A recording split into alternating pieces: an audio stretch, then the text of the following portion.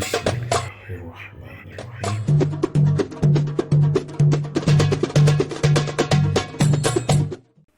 Assalamualaikum warahmatullahi taala wabarakatuh.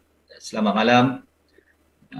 Bersama saya lagi Acik Edi dan juga Angah pada malam ini dalam Sembang Kopi Relax tapi berisi. Untuk malam ni merupakan minggu yang kelima kita di dalam Sembang Kopi masih lagi nak membincangkan tentang tentang politik dan kita baru saja habis PRU yang ke-15.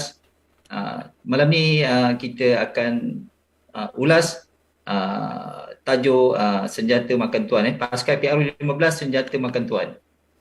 Jadi sebelum kita mulakan kita punya perbincangan Sembang Koperasi pada malam ni, kita seperti biasa ada tetamu panel jemputan yang utama iaitu Ustaz Nur Azman yang akan memberi pencerahan untuk kita, dan juga kita akan bukalah soalan kepada viewer-viewer yang ada di luar. Sebelum tu saya nak minta semua share live yang sedang berlangsung ni ke FB masing-masing dan tag kawan rakan-rakan anda, dan supaya program ni dapat disebarkanlah. Okey, insyaAllah sebelum kita mulakan kita buka kita punya program Sembang Koperasi malam ni dengan Ummul Kitab. Al-Fatihah. A'udzubillahi minasyaitonirrajim. Bismillahirrahmanirrahim. Alhamdulillahirabbil alamin arrahmanir rahim maliki yaumiddin. Iyyaka na'budu wa iyyaka nasta'in ihdinas siratal mustaqim siratal ladzina an'amta 'alaihim ghairil maghdubi 'alaihim. Okey, alhamdulillah. Jadi pada malam ni biasa saya berada akan bersama dengan Ali lah sebagai moderator, tapi malam ni kita ada pengganti Ali. Saya nak perkenalkan kita punya moderator yang baru, saudara Angah. Saudara Angah merupakan ahli ansar di Negeri Selangor lah. Okey, jadi dia akan bersama-sama kita pada malam ni untuk menghangatkan suasana, untuk membincangkan topik yang sangat panas, dan kita baru habis PRU 15 merupakan pasca PRU. Kita akan ulas tajuk yang topik yang bertajuk senjata makan tuan ni. Okey, Ustaz, kita terus kepada ni lah. Sebelum tu nak tanya khabar Ustaz lah. Apa khabar Ustaz? Alhamdulillah sihat. Alhamdulillah. Maaf lah yang dibuat oleh orang rumah. Oh, bagus. Dia pakai. Alhamdulillah. Oh, Alhamdulillah. Cuaca macam mana Ustaz dekat sana? Sini Alhamdulillah sihat. Sini cuaca bagus.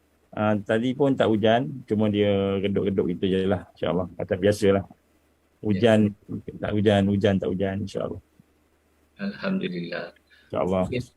Cuma sekarang sibuk sikit dari sudut NGO ni. NGO ni tengah bising-bising sebab keadaan yang kita ingat lepas PRU lebih tersusun, rupanya lepas PRU lebih huru-hara. Betul. Dan keadaan kerajaan yang masih tergantung, kita pun tak tahu lagi siapa Perdana Menteri. Yeah. Jadi ini isu yang kita nak bincangkan lah pada malam ni. InsyaAllah. Okay. InsyaAllah. Okey Ustaz, kita melihat suasana kempen politik yang cukup menarik. Masing-masing menyatakan hujah. Sehinggalah PRU 15 dah berlalu dalam suasana yang aman dan harmoni. Tapi apabila keputusan dah dikeluarkan, berlaku pula kekecohan di kalangan parti-parti yang bertanding, antaranya PHPN, BN lah. Seolah-olah tak ada kesatuan dan kesefahaman yang melampau. Sehingga kerajaan masih lagi tergantung dan tak dapat ditubuhkan hingga hari ni lah. Kan, semua orang duk tanya ni siapalah bakal PM, siapa bakal PM kan. Ni jadi satu masalah juga ni kan, sampai dapat kerja lain pun jadi tak senang. Okey Ustaz, apa pandangan Islam dalam perkara ini? Siasah kenegaraan ni. Boleh Ustaz ulas? Bismillahirrahmanirrahim. Alhamdulillah wassalatu wassalamu ala Rasulillah. Assalamualaikum warahmatullahi wabarakatuh. Boleh dengar no semua? Angah boleh dengar Angah? Alhamdulillah. Dengarlah insya-Allah. Alhamdulillah. Baik, pertama-tama kita syukur pada Allah diberikan kesempatan untuk kita bertemu lah Mudah-mudahan Allah bagi kita istiqamah lah untuk konspirasi ni, kerana yang paling penting dalam amal ni lah istiqamah kan. Jadi masa sebelum pilihan raya kan, masing-masing dengan isu-isu panas kan, sebelum dan selepas. Sekarang dah lepas tapi macam tak lepas-lepas lagi kan. Orang nak mati ni, sakaratul maut itu panjang. Ini banyak dosa ni kan. Dia tak mati dalam keadaan yang baik. Sebab sistem-sistem yang ada ni, perkara yang berlaku kita nampak sebenarnya itulah zaman-zaman sakaratul maut. Yang sistem manusia ni nak habis dah. Ini benda yang paling penting sekali. Baik, yang pertama sekali, kita lihat kebanyakan daripada mereka, tak semualah, kebanyakan daripada mereka yang bertanding menjadi ahli parlimen ataupun menjadi adun tu, saya rasa kebanyakan tak faham apa itu siasah kenegaraan. Apa itu politik yang sebenar. Nampak macam mereka bertanding nak menang, nak jadi pemimpin, nak pegang jawatan, kemudian nak menangkan parti. Parti menang, kita menang. Kita dapat undi paling banyak, kita menang. Lepas tu besok bincang projek. Jadi tak nampak siasah kenegaraan yang sebenarnya yang ikut Islam. Saya nak bacakan beberapa perkara yang penting di sini dari sudut politik. Sebenarnya yang pertama sekali, Islam dia bukan hanya sekadar ibadah khusus, tapi dia meliputi semua aspek, termasuklah aspek siasah kenegaraan dan sebagainya. Cumanya yang membezakan siasah Islam yang sebenar dengan siasah yang ada pada hari ini, masih menggunakan sistem demokrasi ataupun kita panggil democracy kan, ataupun demokrasi kan. Jadi sistemnya itu bukanlah sistem yang asal daripada Islam yang tidak meletakkan Quran dan hadis sunnah sebagai ayat asas, tetapi konsepnya secara umum konsepnya sama, cumanya asas tak sama. Jadi asas tak sama ni kita nak tengok inilah merupakan natijah daripada perkara yang sebut tadi yang tak sama. Dalam Islam sebenarnya maksud siasah atau makna dari sudut dalamannya ialah kita nak menyusun kerajaan, nak menyusun tugas-tugas dan hak-hak, kewajipan-kewajipan yang perlu kita lakukan, yang perlu kita buat, mengawasi kepimpinan pemerintahan kan. Jadi kewajipan kepada pemerintah ini ialah untuk melaksanakan perkara yang boleh membawa maslahat kepada rakyat. Jadi politik dalam Islam ni, siasah dalam Islam ni, kita memimpin dan mengurus negara supaya boleh membawa maslahah, kebaikan kepada rakyat, kebaikan kepada negara kan. Jadi itu asas dia. Jadi cara pilih macam mana, pilih siapa yang jadi ketua itu sebagai tactical sahaja, strategi sahaja kan. Jadi sebab itulah dalam Islam, apabila kita faham yang ini, bila dah habis PRU ni, sepatutnya kan, orang yang telah pun dipilih oleh rakyat tadi, sepatutnya mereka ni akan melaksanakan tanggungjawab dia. Apa tanggungjawab dia? Bukan lagi melihat kepada parti-parti yang dia wakili, ataupun dia melihat tentang kedudukan yang dia nak dapat, tapi dia melihat kepada sejauh mana dia boleh melaksanakan amanah sebagai mereka yang telah dipilih oleh rakyat. Dan di sinilah kita lihat hak-hak yang ada pada kerajaan, hak-hak yang ada pada rakyat, tentang kezaliman, tentang keadilan, undang-undang, semua itu perlu ditengok secara saksama. Tapi malangnya kita melihat seolah-olahnya tidak ada kepahaman yang sebenar di dalam kepimpinan yang ada, sehingga mereka bergaduh kan. Saya faham macam mana berlaku apabila Barisan Nasional ni, maklumat daripada dalaman jugalah, kita pun ada juga orang kat dalam tu. Dia kata apa kan, okey, kalau saya ikut awak PH, apa saya boleh dapat? Kalau Anwar Ibrahim jadi Perdana Menteri, maka UMNO mesti jadi timbalan Perdana Menteri. Kalau ada orang jadi menteri ke dalam negeri, UMNO mesti ada. Jadi dia ataupun Barisan Nasional mesti ada jawatan-jawatan. Jadi ini adalah antara perbincangan mereka. Kemudian bila pergi kepada PN pula, dia akan cakap dia nak apa dia dapat dan sebagainya. Jadi ini disebut sebagai negotiation yang ada dalam rangka untuk menyusun kuasa masing-masing. Dan ini lebih diutamakan daripada bagaimana untuk kita nak membina satu kekuatan negara, kemudian kita menyelesaikan masalah rakyat. Hari ini rakyat tak makan, hari ini rakyat dekat miskin, tak ada kerja kan. Jadi rakyat ni berpusu-pusu lah pergi mengundi supaya mudah-mudahan cepatlah urusan-urusan ni. Tiba-tiba bila dah habis, dah mengundi semua, Kan masih lagi tak selesai-selesai. Tak selesai-selesai. Masih lagi sama-sama berfikir siapa nak dapat apa, siapa nak buang apa. Sebab tu saya nak bacakan satu ayat Allah Subhanahu Wa Taala. Ayat ni panjang, suratul Maidah ayat 48 hingga 50. Saya bacakanlah. Dia punya makna di sini. Bagaimana Allah gambarkan kepada kita kan.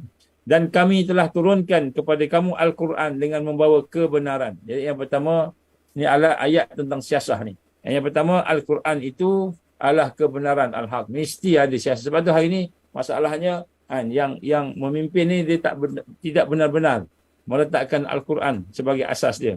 Dan kemudian Al-Quran itu membenarkan apa yang ada kitab-kitab sebelumnya sebagai saksi ke atasnya. Maka putuskanlah hukuman di antara mereka dengan apa yang telah diturunkan oleh Allah. Jadi Allah gambarkan kita kena putuskan semuanya atas asasnya Al-Quran, hadis Nabi, sunnah, atas asasnya iman, Islam, dan ihsan dan sebagainya. Jadi ini Allah perintahkan, jangan kamu mengikuti hawa nafsu dengan meninggalkan kebenaran. Jadi Allah gambarkan siasah ni kita tak boleh nak ikut hawa nafsu kita, ikut kita je. Kita kena letakkan apa yang digambarkan sebagai asas tadi. Inilah yang menjadi masalah kita hari ini. Bila nafsu nak memimpin, nafsu nak berkuasa, nafsu nak memerintah, sehingga timbul satu pandangan pula daripada Barisan Nasional, daripada golongan UMNO, dia kata kami ni rakyat dah tak pilih menjadi pemerintah, maka kami nak jadi pembangkang. Tak apa jadi pembangkang, tapi akibat daripada tak jadi pembangkang tu, langsung kerajaan tak boleh tubuh. Tak boleh bina kerajaan, tak cukup. Kan? Jadi sepatutnya ada 112, tak cukup. Jadi akhirnya, siapa yang nak merintah negara ni kan? Jadi ini benda-benda yang digambarkan tadi. Kita jangan mengikut hawa nafsu. Kita kena tengok kita ni tak kena selesaikan masalah masyarakat, masalah rakyat lebih. Jangan kita mengikut hawa nafsu dan meninggalkan kebenaran. Maka setiap antara kamu, umat-umat ada aturan yang diberikan dan Allah SWT menjadikan umat ini satu sahaja. Jadi Islam ini satu. Sebab tu kita nak sebut kat sini bagaimana siasah dalam Islam, dia bukanlah sekadar kita nak bina, nak menang politik, menang ni pilihan raya dan sebagainya, tetapi dia lebih kepada menjaga hak-hak rakyat, hak-hak kerajaan dan rakyat. Kerajaan buat benda yang baik, tidak menyeleweng, rakyat wajib taat. Ini dari siasat Islam lah, macam itu kan. Dia rakyat kena taat. Pemerintah menunaikan masalah rakyat, maka menzahirkan kebenaran, menghapuskan kebatilan, rakyat pula wajib taat, wajib ikut. Kemudian sekiranya pemerintah menyeleweng, tak buat apa yang sepatutnya, maka rakyat berkewajipan untuk membetulkan. Jadi sebenarnya kita ni wajib betulkan kalau tak betul. Betulkan kalau tak betul. Jangan kita diam sahaja. Bagaimana digambarkan Rasulullah, ad-dinun nasihah. Din itu, agama itu adalah merupakan nasihat. Qalu liman ya Rasulullah. Kepada siapa ya Rasulullah? Bagi siapa nasihat tu ya Rasulullah? Qala Allah wa rasulih. Kepada Allah, bagi Rasul, bagi kitabnya, bagi imam-imam, pemimpin-pemimpinnya dan juga bagi rakyat. Jadi sebenarnya ad-din ini nasihat. Allah memberi nasihat kepada kita melalui firman-firmannya, bagi Rasul melalui hadis-hadisnya, kitab-kitabnya daripada Allah tadi, dan kemudian kepada imam, kepada pemimpin, begitu juga kepada rakyat. Jadi di sinilah peranan kita. Sebab tu saya nak sebut kat sini, apa yang berlaku pada hari ini sebenarnya kita tak boleh diam-diam. Kita kena bagi nasihat. Sebab tu Nabi gambarkan kepada kita, inna min afdal jihad kalimatul haq inda sultan jaiz. Jihad yang paling afdal sekali, jihad yang paling besar sekali, ialah menyatakan perkara yang al-haq kepada pemerintah yang zalim. Jadi ini antara perkara-perkara yang kita nak sebut asas. Sebab tu pada hari ini kita menyerulah kepada pemimpin-pemimpin yang dah terpilih supaya melaksanakan tanggungjawab dan amanah semaksimal mungkin mengikut Al-Quran dan sunnah Nabi SAW. Jadi jangan kita ikut apa yang ada pada parti je semata-mata. Jadi ini satu perbincangan yang perlu kita bawa kepada masyarakat. Sebab tu dalam hal ni saya nak menyampaikan bagaimana siasah kenegaraan yang ada dalam sistem yang ada pada hari ini. Oleh kerana sistem hari ini tidak mendidik manusia untuk berubudiah, mendapat redha Allah, mencari redha Allah, kan, bertakwa tadi, maka duduk dia dah menang tak tahu nak buat apa. Tahu nak jawatan apa je. Jadi kita ni yang duduk kat bawah ni susah payah lah. Tak habis-habis masalah. Lepas satu masalah. Sekarang ni masalah nak ni pula. Nak pilih siapa Perdana Menteri kita kan. Jadi ini antara benda yang kita kena faham, bahawa siasahnya secara umum menjaga masalah rakyat, bukan masalah kelompok tertentu seperti parti. Kalau parti ni kelompok tertentu. Jadi parti ni cuma platform aja untuk kita melakukan syura sama-sama kita, mesyuarat sama-sama kita nak melakukan satu perancangan secara jama'i sama-sama. Tapi sebenarnya bila dah jadi kepimpinan tu wajib melihat rakyat secara umum dan secara khusus supaya kita dapat selesaikan. Sebab tu wajib menyelesaikan masalah ni secara cepatlah. Jadi ini antara sebagai mukadimah supaya kita faham kan bahawa mereka yang memimpin dia tak faham siasat kenegaraan. Dia gaduh sama dia. Saya pun kesian juga kan. Saya tengok hari ni muka sahabat-sahabat kita dalam parti-parti ni, saya jumpa orang UMNO, muka sedih je. Kenapa sedih? Nak suruh presiden turun, tak nak turun. Sedih dia kata. Kemudian jumpa pula orang-orang muda yang dah pilih. Aku dah pilih dah, kami dah pilih dah, tiba-tiba dah pilih jadi macam ni pula, menyesal aku pilih. Ada kalangan orang muda pula. Kan? Jadi orang muda yang ada berfikir tu kan. Jadi sekarang ni dia masalah. Jadi sebab tu kita nak mencadangkan lah kepada pihak raja-raja kan. Yang di Pertuan Agong, raja-raja, kalaulah mereka berdegil mengutamakan parti lebih daripada rakyat, jelas-jelas nampak macam gini, maka menunjukkan mereka tak faham memimpin negara, maka kita buat satu sistem yang lain, yang lebih baik lagi. Macam mana sistemnya? Sistemnya kita kena tengok semula macam mana dulu zaman Rasulullah SAW, macam mana dulu zaman para sahabat dan seterusnya.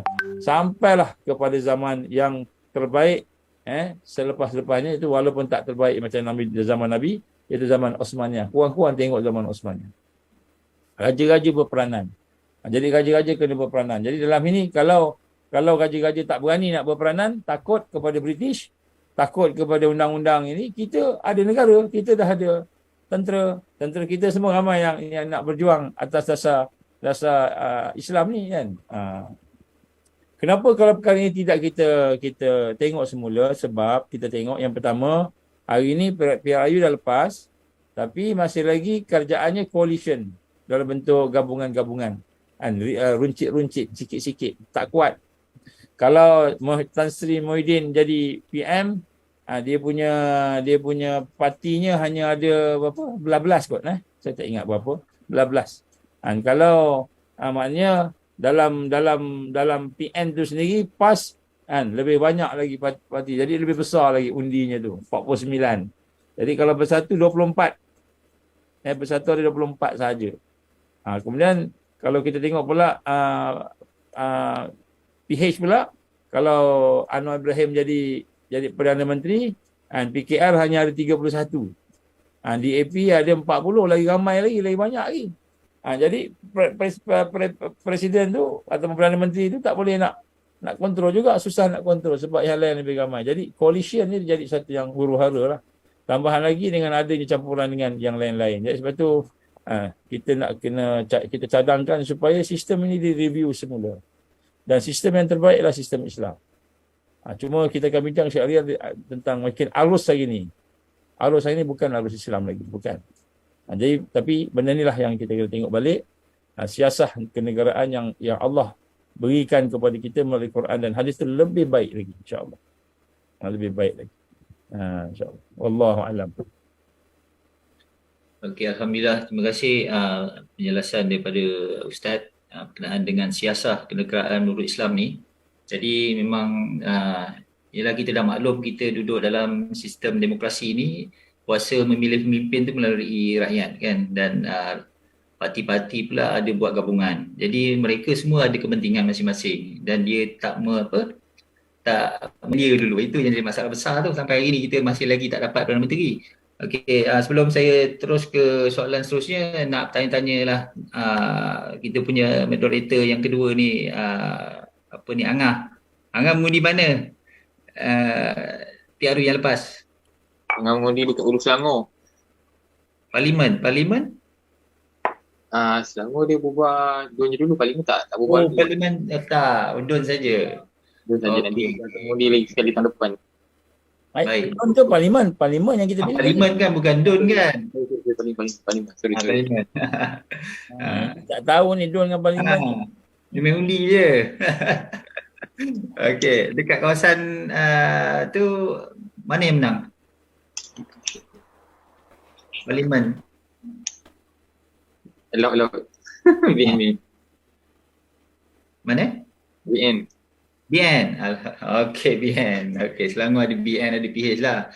Okey, kita terus ke soalan yang seterusnya Ustaz kita nak tengok. Tertarik nak kupas lah. Kita tengok banyak nama-nama besar KP kali ni kalah. Kita tahu Tun Mahathir, Tunku Razali, KJ sendiri pun kalah, Nurul Izzah dan lain-lain lah. Semua nama-nama besar ni yang memang kata fighter-fighter memang orang lama dalam politik, orang-orang yang orang kata ada pengaruh kan. Jadi pada pandangan Ustaz, apakah faktor kekalahan mereka ni? Adakah ni dah membuktikan rakyat semakin berani bersuara ataupun rakyat sebenarnya dah bosan ni kan dengan wajah-wajah yang lama, ataupun mereka sendiri tersilap percaturan? Mungkin salah lokasi ke kan, salah tempat bertanding ke, dan lain-lain lah. Boleh tak Ustaz mungkin boleh kongsikan lah pendapat Ustaz? Alhamdulillah, kita tengok banyak yang kalah, yang orang besar-besar ni, Tun Mahathir, Tengku Razali, kan, Kuli, Kerry, Izzah, Faizal Azumu. Tapi Faizal Azumu kalah dengan siapa namanya, Anwar Ibrahim kan. Anwar Ibrahim ni kira lagi besar daripada Faizal lah kan. Walaupun kalah ni tak banyak kan. Mazli Malik kawan saya, sama-sama mengajar kat UIA dulu sekejap, betul berhenti masuk politik. Zafrul yang boleh berlakon jadi tukang masak sekejap, boleh jadi wakil negara main badminton dengan Lin Chong Wei, boleh macam-macam lah. Zafrul ni serba boleh kan, kalah juga kan. Zuraida yang boleh merendahkan dirinya sehingga menjadi makcik yang berdiri menawarkan sesuatu di tengah-tengah jalan raya. Mukhlis kawan saya pun kalah juga. Rina Harun kalah juga, dan macam-macam lah. Khalid Samad yang pandai cakap, banyak cakap, pandai cakap. Dekat parlimen antara orang yang terkenal pun kalah juga. Jadi kita lihat banyak perkara-perkara yang berlaku pada hari ini yang melihat bagaimana mereka ni kalah. Apa faktor kekalahan mereka? Yang pertama sekali, sebenarnya Allah yang bagi mereka kalah lah kan. Faktornya ada pelbagai-bagai. Ada sebab dah terlalu tua sangat, orang Langkawi kesian kan, tua sangat sian, bagi kat dia besok lagi dia mati berdiri kan, sampai sibuk sangat sampai mati berdiri, sian je. Jadi bagi dia rehatlah dulu. Ada yang saya faktor kesian, ada juga faktor sebab mungkin dia banyak sangat cakap, banyak sangat buat apa-apa kan, dalam sehingga orang meluat dekat dia. Ada juga faktor-faktor duk buat benda-benda yang mengkhianat negara kita, mengkhianat rakyat kita kan, sampaikan kita kata mati ramai dan sebagainya. Jadi banyak faktor. Jadi kita nak tengok kat sini banyak faktor-faktor, tapi kebanyakan faktornya ialah merupakan faktor yang kita nak simpulkan sini ialah faktor bagaimana mereka tidak melaksanakan kerja-kerja dengan baik dan mereka tidak disukai oleh majoriti yang ada melihat perangai-perangai yang ada. Jadi ini sebenarnya adalah merupakan salah satu perkara yang merupakan arus baru yang berlaku. Kalau kita tengok hari ini, antara faktor-faktor terpenting yang mempengaruhi undian, terutamanya anak muda. Anak muda ni ada lebih kurang 29%. 29, lebih kurang 6 juta. 6 juta orang anak muda ni. Jadi anak muda ni dia melihat mereka yang telah berada dalam arena politik ni, tengok pemimpin mereka, sebelum ni mereka tak berapa nak perform sangat, nampak macam perform, tapi perform banyak cakap. Dia bukan banyak buat kan. Jadi antaranya ialah satu kepribadian calon tu sendiri. Kan, dia mungkin ada banyak liability. Contohnya ada banyak masalah-masalah yang dibangkitkan, rasuah ke, masalah-masalah dari sudut peribadi ke, masalah-masalah kes ke dan sebagainya. Kurang-kurang banyak liability. Jadi satu masalah calon sendirilah. Calon juga mungkin dia tidak kompeten, dia tidak ada professionalism kan. Mungkin juga dari sudut integriti, dari sudut rasuah, mungkin juga dari sudut pentadbiran yang dibuat tak kena, banyak masalah. Mungkin juga dari sudut penekanan bangsa dan agama. Ni ada satu trend dalam yang kita nak kena tengok, mungkin lepas ni kita akan bincang, iaitu bagaimana sebenarnya arus yang ada pada pengundi-pengundi baru ni, dia bukan arus yang sihat. Kita akan tengok sekali lagi. Maknanya ada di kalangan anak-anak muda kita ni yang merupakan 30% kurang lebih pengundi-pengundi tadi melihat mereka yang ada ni ada masalah. Ada masalah dari sudut pelbagai lah. Di samping itu ada juga dari sudut faktor-faktor manifesto. Manifesto pun ada yang tak suka. Ada orang yang tak suka. Contohnya bagaimana undi Barisan Nasional merosot sehingga 30% kurang lebih. 30% merosot lebih. 30, lebih daripada 30%. Saya ingat 60% ada merosot. Dan kemudian kita lihat bagaimana elemen-elemen yang penting yang ada kepada calon-calon tadi itu out of date, antara calon-calon yang dah lama sangat sampai orang kata tak ada orang lain ke, dan sebagainya. Jadi salah satu daripada perkara yang penting juga ialah arus baru yang saya sebut tadi, iaitu arus, ada orang kata arus biru, arus hijau, ada orang kata arus anak muda, ada orang kata macam arus lah kan. Tapi sebenarnya arus yang ada tu untuk arus nak berubah. Yang menakutkan kita nak berubah ini, yang melakukan kita tu dekat mana sandaran dia, itu yang kita takut. Kita bimbang. Jadi sekarang ni nak berubah. Orang UMNO terpalit dengan rasuah contohnya. Selama kempen bantai UMNO rasuah. Bantai UMNO dia panggil kluster mahkamah. Itu antara kempen kan. Jadi dia menolak rasuah tu, adakah menolak rasuah tu sebab memang dia tak suka rasuah, ataupun sekadar cakap je. Dia pun buat rasuah juga yang cakap rasuah tu kan. Jadi nak sebut kat sini kan, arus berubah ni adalah satu yang perubahan satu yang penting untuk kita teliti kan, di mana sebenarnya arus ini berpegang. Adakah berpegang dengan satu apa kita panggil asas yang kukuh. Asas yang kukuh ni seperti asas iman, asas Islam, ataupun asas sekadar ikut aja. Siapa dia? Kat mana banyak netizen yang cakap, kat mana dia bertengok netizen cakap, dia pun ikut tu. Arus dibentuk oleh netizen, dibentuk oleh contohnya kita tahu ada seorang pemimpin yang dah kalah. Pemimpin yang dah kalah ni, tapi dia nak jadi Perdana Menteri. Contoh dia pun sebut dia dah kalah dah. Dah tak diterima oleh pengundi-pengundi, tapi dia jadi Perdana Menteri, maka dia telah membayar netizen ni buat TikTok nak tunjukkan simpati kat dia. Sian dia kalah, sian, walaupun dia bagus, dia kalah. Nak dapatkan simpati. Supaya apa? Besok dia dapat jadi senator. Bila jadi senator, dia boleh jadi Menteri Kesihatan semula. Contoh kan.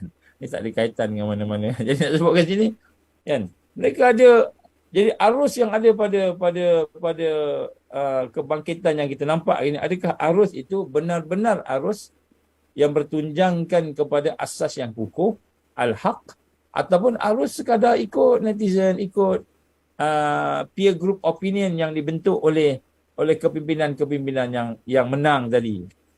Jadi sebetulnya nak sebut ke sini, perkara yang kritikal di sini ialah bagaimana nama-nama besar boleh jatuh kerana kan kewujudan arus-arus yang baru ini dan menyebabkan mereka ni tersungkur. Contoh kita tengok sini, Ashraf Wajdi Dasuki contohnya.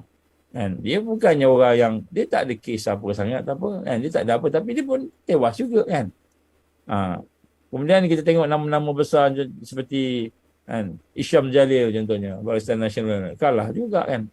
Jadi ada perkara-perkara yang berlaku di dalam kehidupan kita pada hari ini yang kita nampak dia akan menjadikan satu kepimpinan baru. Orang nak benda baru. Tapi tak nampak lagi tau. Apa yang tak nampak sebenarnya yang dia nak tu ialah pemimpin yang ada credibility, yang beriman, yang bertakwa, kan, yang boleh membawa kepada kebahagiaan dunia dan akhirat. Itu sebenarnya. Tapi tak sampai lagi. Jadi arus yang ada ini masih lagi arus yang mungkin berpijak kepada netizen tadi, kepada contohnya pengaruh daripada TikTok, pengaruh daripada kan. Dia bukan arus yang ni. Sebab kalau kita tengok orang Melayu Islam ni yang mengundi, keluar mengundi, kalau tak silap hanya 60% lebih kurang itu. 60%. Kan? Anak-anak muda hampir 90% lebih.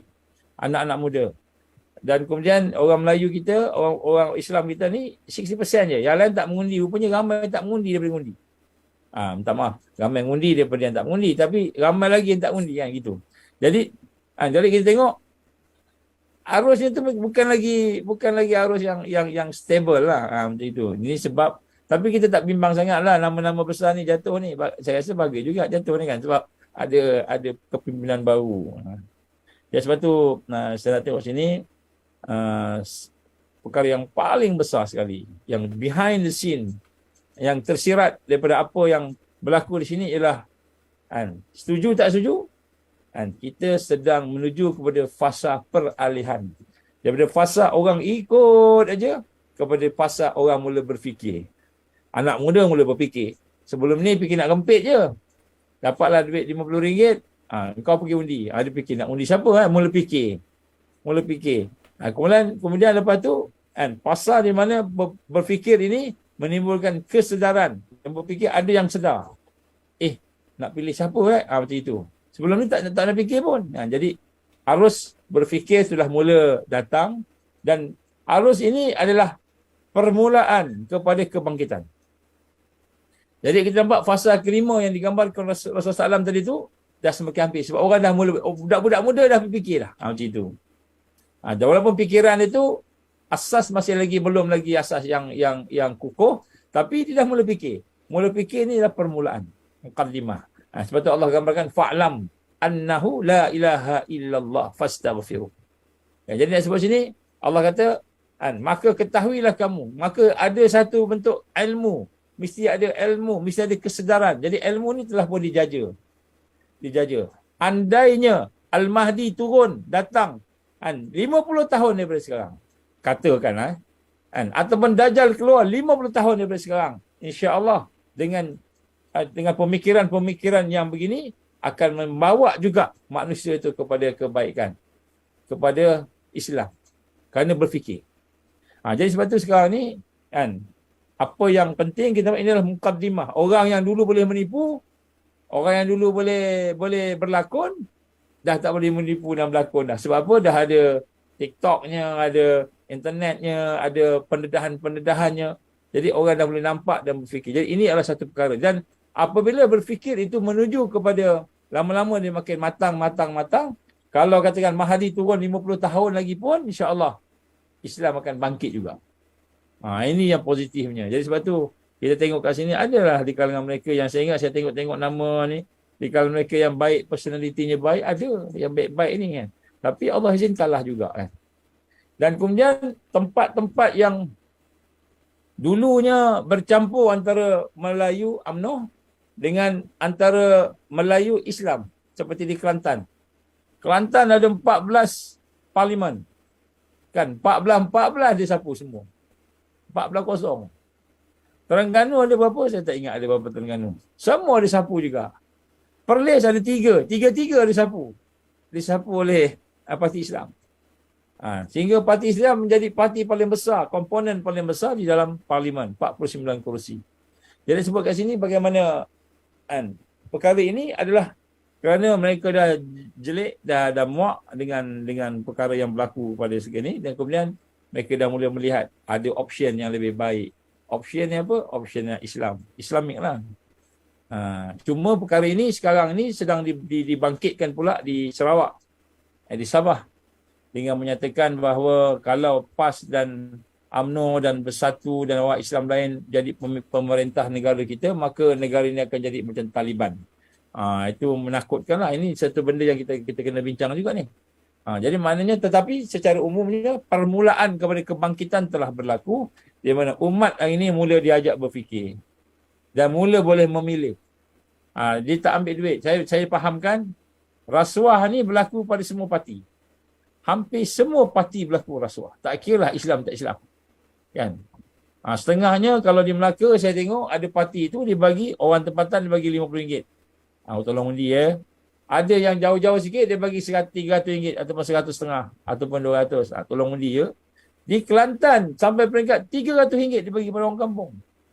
Ni berita-berita ni sampai ke kita lah daripada parti Islam tak Islam, parti Melayu tak Melayu, ada unsur-unsur ni. Jadi unsur ni masih ada lagi. Walaupun tidak semua lah, tidak semua tapi masih berlaku lagi. Dan ini menunjukkan kan pada satu ketika ni walaupun dia dah ambil duit orang tu, dia bagi tadi dia pilih dah mula pilih, dia tak pilih orang tu, pilih orang lain. Sebab apa? Dah tak payah, tak boleh buat masuk handphone. Dalam tempat mengundi tak ada masuk handphone, tak boleh nak tunjuk saya undi siapa. Jadi habislah. Kan? Jadi ini antara benda yang tengok. Yang positifnya insya-Allah kan kejatuhan nama-nama besar. Mula-mula kejatuhan nama-nama besar. Lepas itu kejatuhan parti-parti besar. Lepas itu kejatuhan sistem yang ada.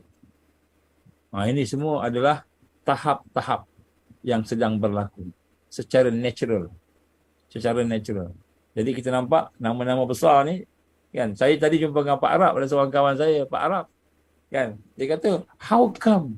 Macam mana Mahathir boleh jatuh?" Dia kata, "Kami sayang Mahathir." Kan? Macam mana Mahathir boleh jatuh? Malu sampai tak boleh dapat deposit balik kan. Dia kan kemuncak jadi Perdana Menteri, bukan saja Perdana Menteri Malaysia. Orang negara lain pun mengaku dia keluar family Mahathir. Saya pergi Pakistan, pergi ke daerah ni, dia kata, "Mahathir, you know Mahathir good," dia kata. Kemudian dia kata, "Mahathir is coming from here," dia kata, from kampung dia. Pergi kampung lain, dia juga. India pun, kata Mahathir daripada dia juga. Pergi mana-mana, semua pakat mengaku Mahathir ni keluarga dia lah. Dia nak sebut, semua suka. Bukan setakat Malaysia je, sampai ke international. Tapi bila Mahathir jatuh dalam yang ini, masing-masing giling kepala. Dia tanya, why? Kenapa orang Malaysia macam ini? Kejamnya orang Malaysia kan? Jadi saya kata, sebab orang luar tak tahu Mahathir ni, orang Malaysia yang tahu Mahathir. Jadi, bila kita cakap macam ini, maknanya ini adalah tanda-tanda kejatuhan sistem yang dia dokong. Jadi ini satu berita baik. Bukan kata baik itu sebab Mahathir jatuh ke orang Mesir. Tak. Ini adalah tanda-tanda kejatuhan sistem manusia. Mereka ni kan pendukung sistem. Azmin Ali jatuh. Dia kan pendukung sistem. Kan? Yang dibangga-banggakan. Maka apabila mereka mula jatuh, lepas ni parti-parti pula jatuh. Sekarang pun dah nampak dah. Ada Islam je, naik sikit. Ada kebaikan, naik. Tak ada rasuah, naik kan. Kenapa dia pilih PN? Kerana PN dia punya temanya 3 yang besar. Prihatin, bersih, stabil. Prihatin, bersih, stabil. Jadi ini 3 ni. Kalau Barisan Nasional, apa dia punya tema dia? Ingat tak apa tema dia? Tak perlu janji, yang penting bukti. Itu kan lebih kurang. Kalau saya pergi Pahang tengok itu kan. Tak perlu janji apa-apa, yang perlu penting bukti. Jadi sebab sini buktinya memang kamu dah masuk macam-macam masalah ni. Dia nak sebut kat sini, bila melihat tanda-tanda kejatuhan sistem ni semakin dekat, bila orang yang mendukung jatuh. Lepas ni parti pula jatuh. Parti-parti orang dah mula tak nak apa semua. Akhir lepas tu sistem akan jatuh, diganti oleh sistem Islam. Jadi proses itu Allah dah tunjukkan. Cuma kita ni nak buat apa? Itu persoalan dia. Jadi ini adalah fitrah. Kita berada di fasa peralihan daripada mulkan Jabariyah, fasa daripada mana Islam ditekan, kepada fasa insya-Allah Islam akan bangkit dan menang. Maka menjadi satu yang tabi'i, satu yang natural, iaitu dia akan bermula daripada mereka yang mendukung jatuh. Lepas tu organisasi yang didukung akan jatuh. Lepas tu sistem yang didukung akan jatuh. Ini secara natural.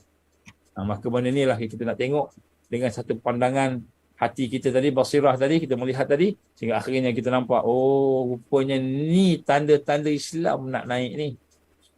Ini semua positif lah. Kita tengok seronok lah. Bukan seronok tengok menonton macam itu. Orang jatuh tak, tapi tengok bagaimana ini tanda-tanda kekuatan Islam akan bangkit. InsyaAllah.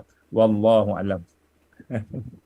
Tapi itulah Ustaz, bila dengar pencerahan pada Ustaz ni, saya sendiri pun baru ada kesedaran dan nampak lah. Maksudnya kejatuhan tokoh-tokoh yang mendukung sistem, parti-parti, bukan satu berita baik sebenarnya kan.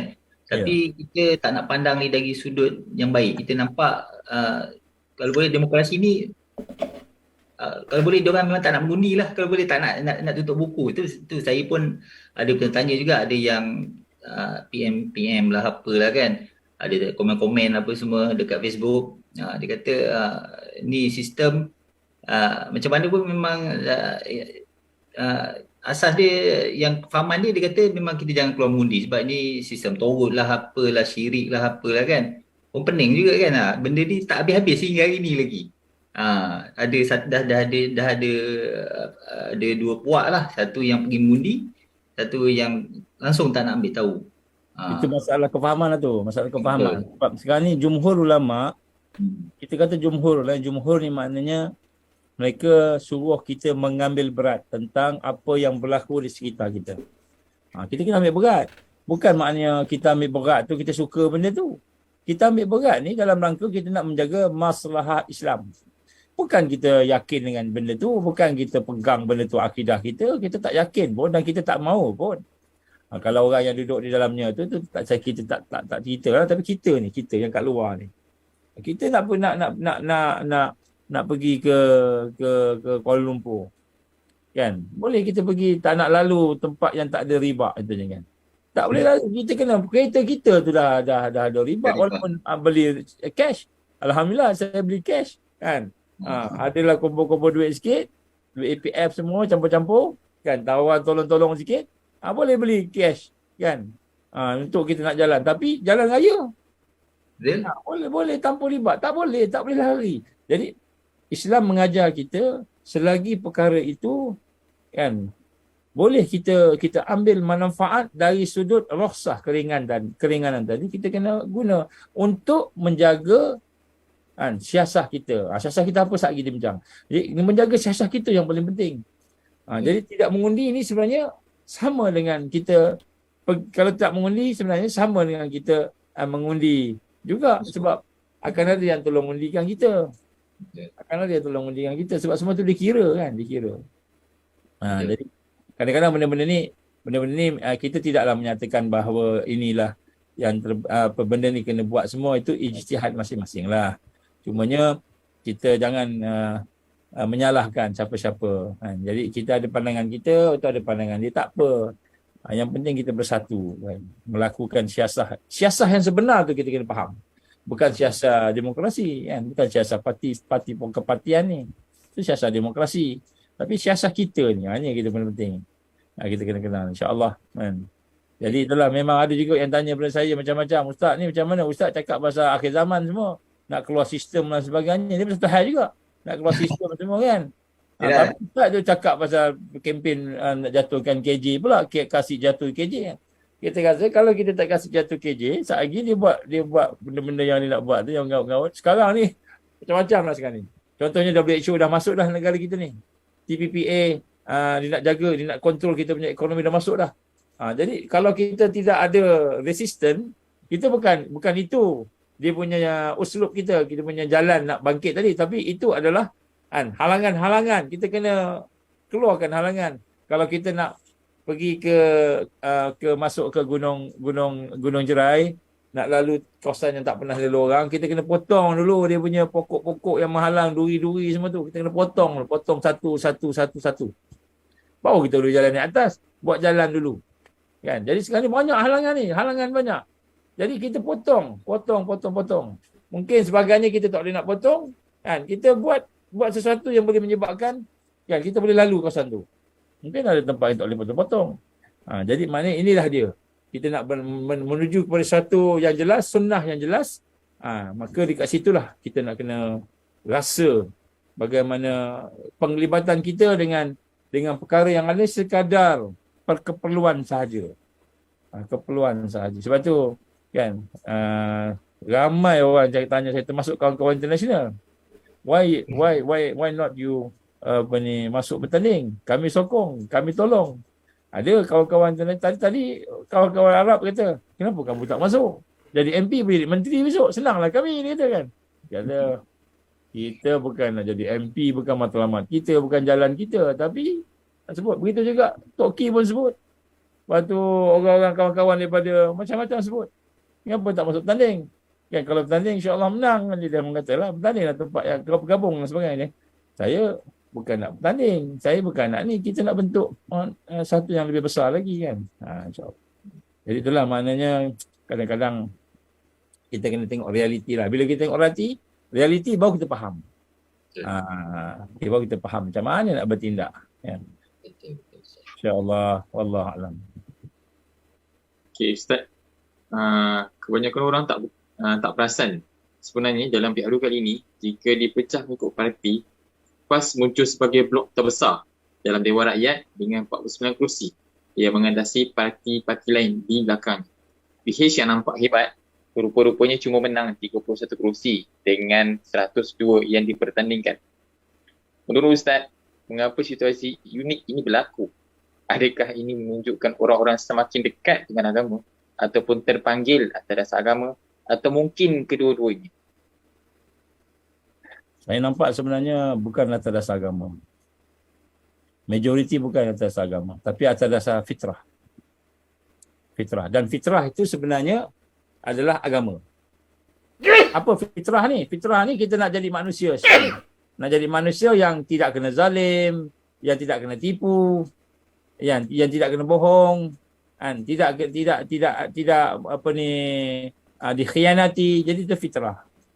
Jadi sebenarnya proses yang berlaku kepada manusia yang ada pada hari ini, kan, bukan mereka mendalami Islam, bukan mereka pergi ke Al-Quran, bukan pergi menghayati sunnah, tapi mereka rasa dalam hati mereka, tak betul ni, tak betul ni, tak betul. Ni tak nak lah, ni rasuah ni apa. Jadi itu fitrah. Jadi proses kembali kepada fitrah ini adalah perkara yang asas sebelum kembali kepada Islam. Sebab masalahnya mereka dah Islam, tapi nak ambil Islam 100% ni masih lagi ada reservation. Masih lagi ada rasa tak apa kot, riba tak apa kot. Kalau tak ambil riba macam mana saya nak bisnes contohnya kan.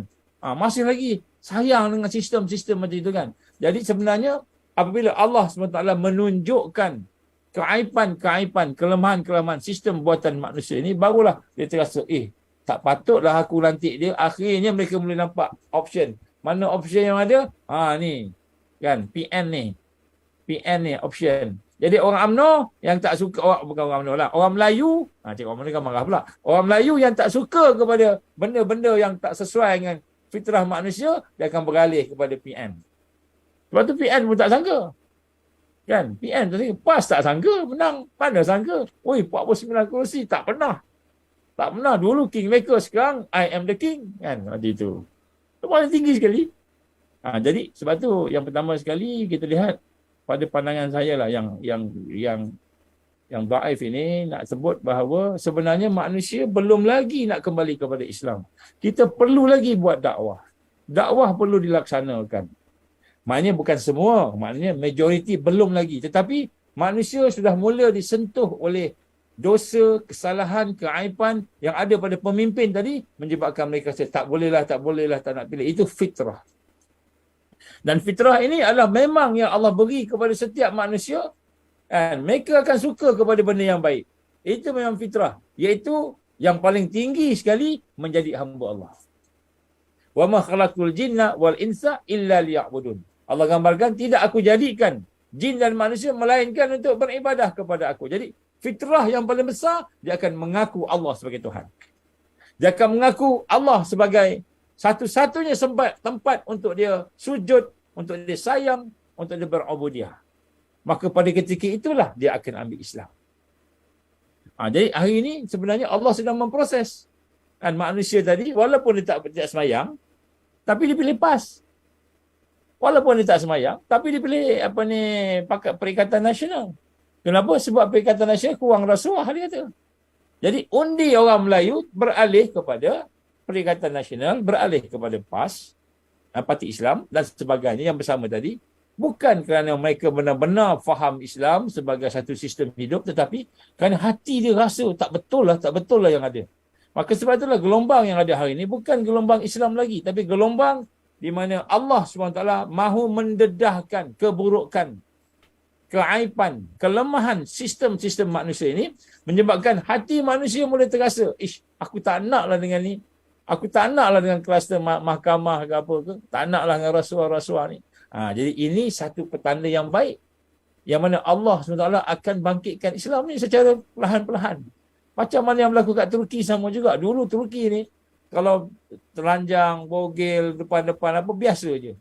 Tapi sekarang dah mula ada rasa malu. Benda ni, benda yang tak elok ni nak masuk pula sekarang ni ke Saudi pula. Ke negara orang Arab pula yang dulu tutup-tutup semua sekarang nak buka-buka pula kan. Baik, jadi sebab tu nak sebut kat sini kan, kalau kita tengok dari sudut pengundian kan, sebenarnya golongan muda ni lebih kurang 6 juta lebih. Golongan muda ni daripada umur 18 tahun sehingga 29 tahun. Kurang lebih 6 juta. Jadi ini adalah golongan muda yang berfikir. Dan kemudian golongan muda ni berfikir, dia bukan berfikir saja. Dia terdedah dengan arus-arus media sosial. Yang mana media sosial ni mendedahkan keburukan. Sebab memang orang yang tidak ada iman ni atau tidak ada Islam ni, orang tak ada kesedaran ni suka mengumpat. Sebab tu majalah paling laris di dalam apa namanya kita punya ni antaranya Mangga, URTV kan. Kalau dulu URTV, sekarang tak tahu apa dia. Dululah zaman dulu kan. Jadi mengumpat program yang paling top sekali ialah kan fitnah memfitnah dan mengumpat kan dalam TV artis-artis kan. Itulah dia. Jadi bila arus itu menjadi satu arus yang biasa, fitnah memfitnah ni macam-macam ni, maka terdedahlah keburukan. Secara fitrahnya manusia tak boleh terima. Walaupun benda itu dosa. Perbuatan mengumpat ni dosa, fitnah ni dosa. Tapi benda itu jadi kebiasaan. Sehingga mereka tengok siapa yang tak ada dosa ni, yang kurang dosa ni. Maka ketika itulah dia nampak, orang yang duduk dalam tarbiyah. Orang duduk dalam dakwah. Mereka ni yang lebih baik untuk dipilih kan. Itu arus. Jadi sebab tu jangan kata, PAS dah 49 kursi, maknanya negara kita ni dah boleh buat negara Islam. Jangan. Sebab arus bukan lagi arus Islam, tetapi arus manusia mula kembali kepada fitrah. Kembali kepada kebaikan. Macam itu kan. Dia belum lagi arus, kita nak tegakkan Quran ke sebagainya kan. Masih lagi akan ada penentangan yang besar. Sebab tu kita lihat hari ni, apabila perkara itu berlaku, contohnya daripada kajian yang dibuat daripada statistik yang ada, kita dapati yang menyebabkan berlaku perubahan ni daripada parti dulu pilih UMNO sekarang dah pilih PN contohnya kan, ialah pengundi-pengundi yang automatic register ni. Sebab tu saya nak bagi contoh kalau kita tengok total kerusi MP bagi PH adalah 82. Kalau tak silap saya 82. Total pada PN 73. Jadi sebenarnya PN 73 compare dengan total PH, dan total yang lain-lain gabung-gabung dengan GPS sebagainya tu mungkin banyak lagi lah daripada PH akan bentuk kajian dikata 115, 116.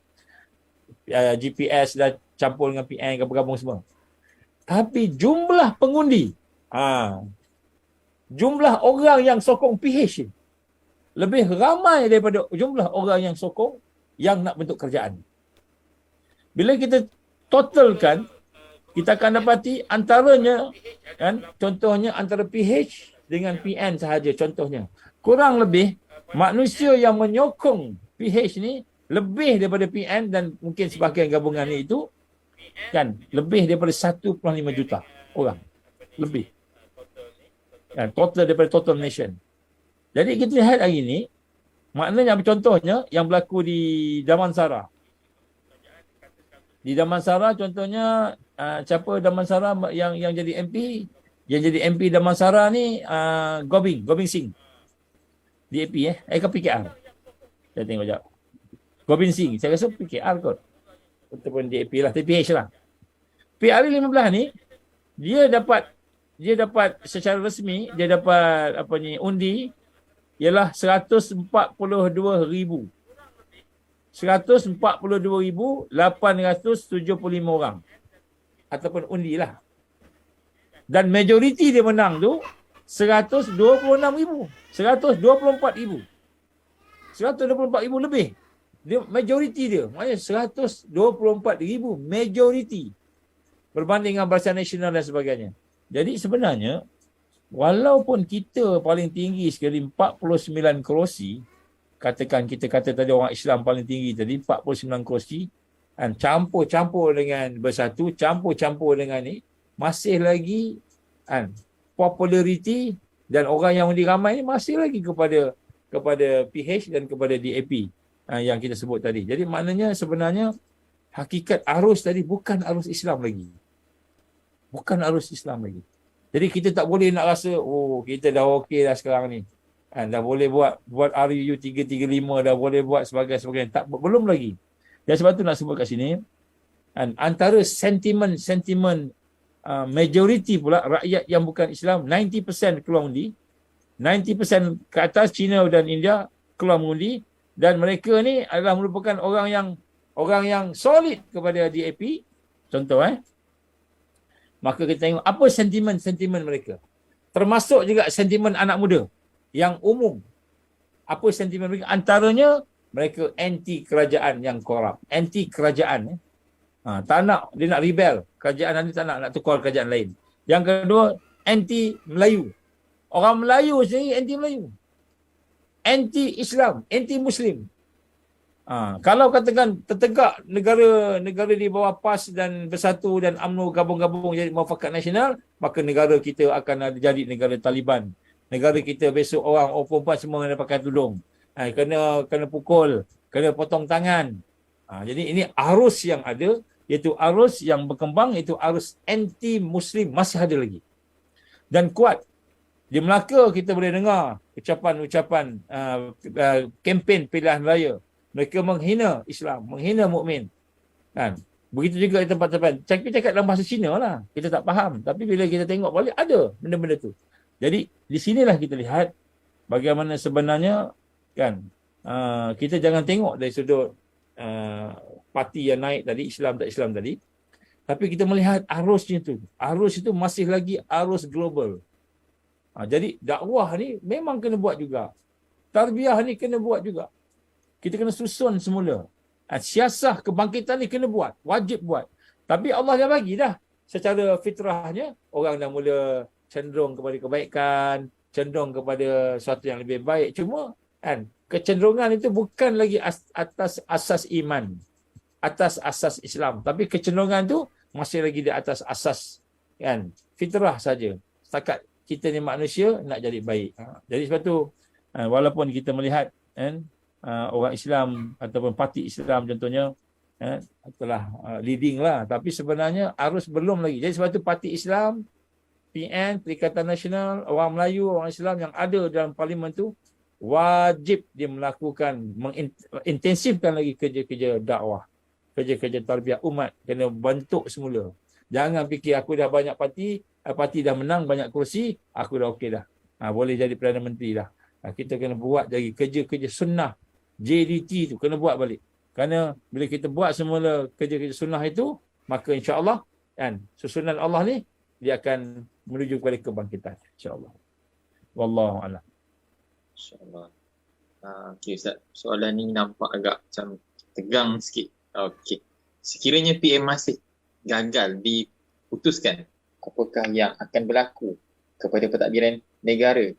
Ustaz, boleh Ustaz kongsikan terutamanya dari segi keputusan-keputusan besar negara yang boleh memberi kesan kepada rakyat khususnya? Yang pertama sekali, kalau PM tak boleh putus dalam masa seminggu ni, maknanya kelemahan sangatlah. Nampak sangatlah. Parti-parti itu pentingkan parti, bukan pentingkan rakyat. Dia wakil parti, bukan wakil rakyat. Nampak sangatlah. Berebut. Kan? Agung kata, kan PN, PH, gabung. Tak boleh, contohnya kan.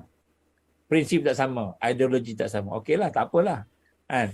BN kena bersama-sama dengan PN. BN kena sama dengan PH. Pilihlah. Jangan jadi pembangkang. Pun tak boleh juga. Habis. Baik. Jadi sebab tu sekarang ni sekiranya Perdana Menteri masih gagal diputuskan, sebenarnya dari sudut hakikat siasah kenegaraan ni, kita yang memimpin kita ni masih fikir parti, masih fikir kepentingan diri. Belum lagi fikir kepentingan rakyat, kepentingan negara, kepentingan umat. Ini dia punya tu. Jadi sebab tu kita kata yang di-Pertuan Agong Majlis Haji Raja bersidang besok ke hari ni? Besok lah pukul 10. Fikirlah semula siapa yang dipilih rakyat ni. Kita kembali balik buat semula macam tahun 1969 13 Mei.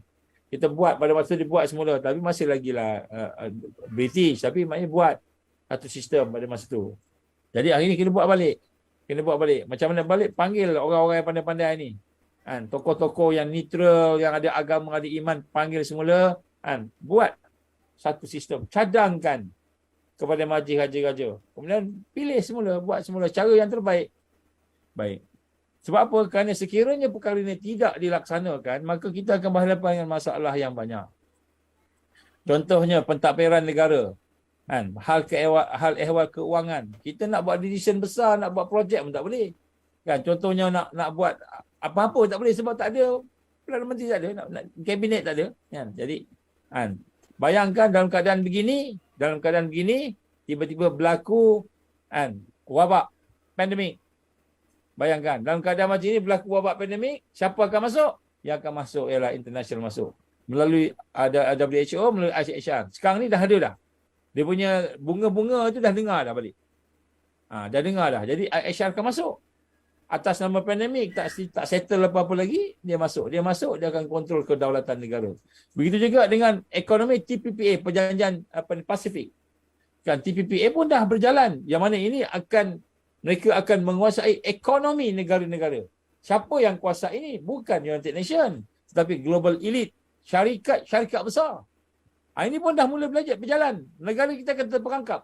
Sekiranya kita tidak ada kepimpinan yang berwibawa dalam negara kita ini, maka lagi senanglah penjajahan itu berlaku. Sebab tu, kita tengok hari ini, mereka memang, bila nampak orang-orang Islam, orang-orang ni memang dia kacau. Sebab tu saya dengar daripada beberapa orang besar negara kita ni pernah jadi menteri lah, mengeluarkan statement-statement yang amat berbahaya dari sudut kenegaraan. Apa statement dia? Dia kata yang di-Pertuan Agong dikelilingi oleh mereka yang memberi information yang tidak betul, sehingga yang di-Pertuan Agong buat keputusan yang tak betul. Jadi statement-statement macam ni keluar daripada bekas-bekas menteri yang disebut di dalam Facebook lah, disebut dalam media sosial lah, disebut dalam YouTube. Jadi bila kita dengar macam ni, kalau betul lah begitu, maka memang kita nak dijajah. Dah ada dah PRU 15, dah habis dah pun PRU 15, tapi tak boleh bentuk kerajaan. Jadi dan seolah-olah macam benda tu jadi yang besar. Jadi memang kita dengar bulan November ni adalah bulan di mana mereka akan melaksanakan IHR. Kalaulah KJ dulu dah tanda tangan secara rahsia, IHR akan berlaku bulan November ni. Bulan November ni akan berlaku. Sekurang-kurangnya bulan Disember besok. Jadi sebab tu bahayanya sekiranya Perdana Menteri tak ada, kabinet tak ada, orang yang telah diberi amanah tak boleh nak melaksanakan, kemungkinan besar kita akan berhadapan dengan siri-siri kesusahan dalam segala aspek, termasuklah ekonomi, termasuklah sosial, termasuklah agama. Kita akan berhadapan kesusahan kerana mereka boleh kontrol lah macam-macam. Ini kesan yang besar kepada rakyat lah. Sebab tu kita nak kena cari jugalah orang yang boleh ni. Baik tak baik tu belakang kira lah. Kena ada lah pemimpin. Kapal tak ada nakhoda kan. Keputusan besar tak boleh buat. Nak buat bajet apa semua tak boleh kan. Jadi banyak benda-benda yang akan tergantung. InsyaAllah. Wallahualam. Okey, baik. Terima kasih Ustaz. Panjang lebar Ustaz dah ulas, dah beri pencerahan. Semoga kita dapat kefahaman lah. Kita pun dah masuk minggu yang ke-5 dah ni, kita cerita pasal demokrasi ni. Demokrasi ya. Okey, semua dah maklum lah memang demokrasi ni bukanlah sistem yang berlandaskan iman Islam kan, bukanlah akidah kita lah kan, merupakan sistem penjajah. Okey, jadi memang tujuan utama dia nak memanipulasi negara kita lah. Okey, merujuk kepada PRU yang ke-15 ni, sistem ni sendiri kita dah nampak dia telah memakan diri dia sendirilah. Yang kita sebut dalam topik kita minggu ni merupakan senjata makan tuan. Apa ulasan ringkas Ustaz berkenaan dengan ni? Yang pertama sekali kita boleh nampak lah terdedahnya keburukan-keburukan, kelemahan-kelemahan sistem ni kan. Kita nampak dah pilih, dah apa macam-macam tapi masih lagi masalah tak habis-habis. Masalah nak memilih pemimpin tak habis. Sebab apa? Cara memilih pemimpin pun tak kena. Kita boleh pilih pemimpin, siapa yang pandai cakap, dia boleh jadi. Siapa yang banyak duit, dia boleh jadi. Siapa yang paling popular, dia jadi. Sebab tu ada pelakon-pelakon yang telah diambil sebagai wakil rakyat dan sebagainya.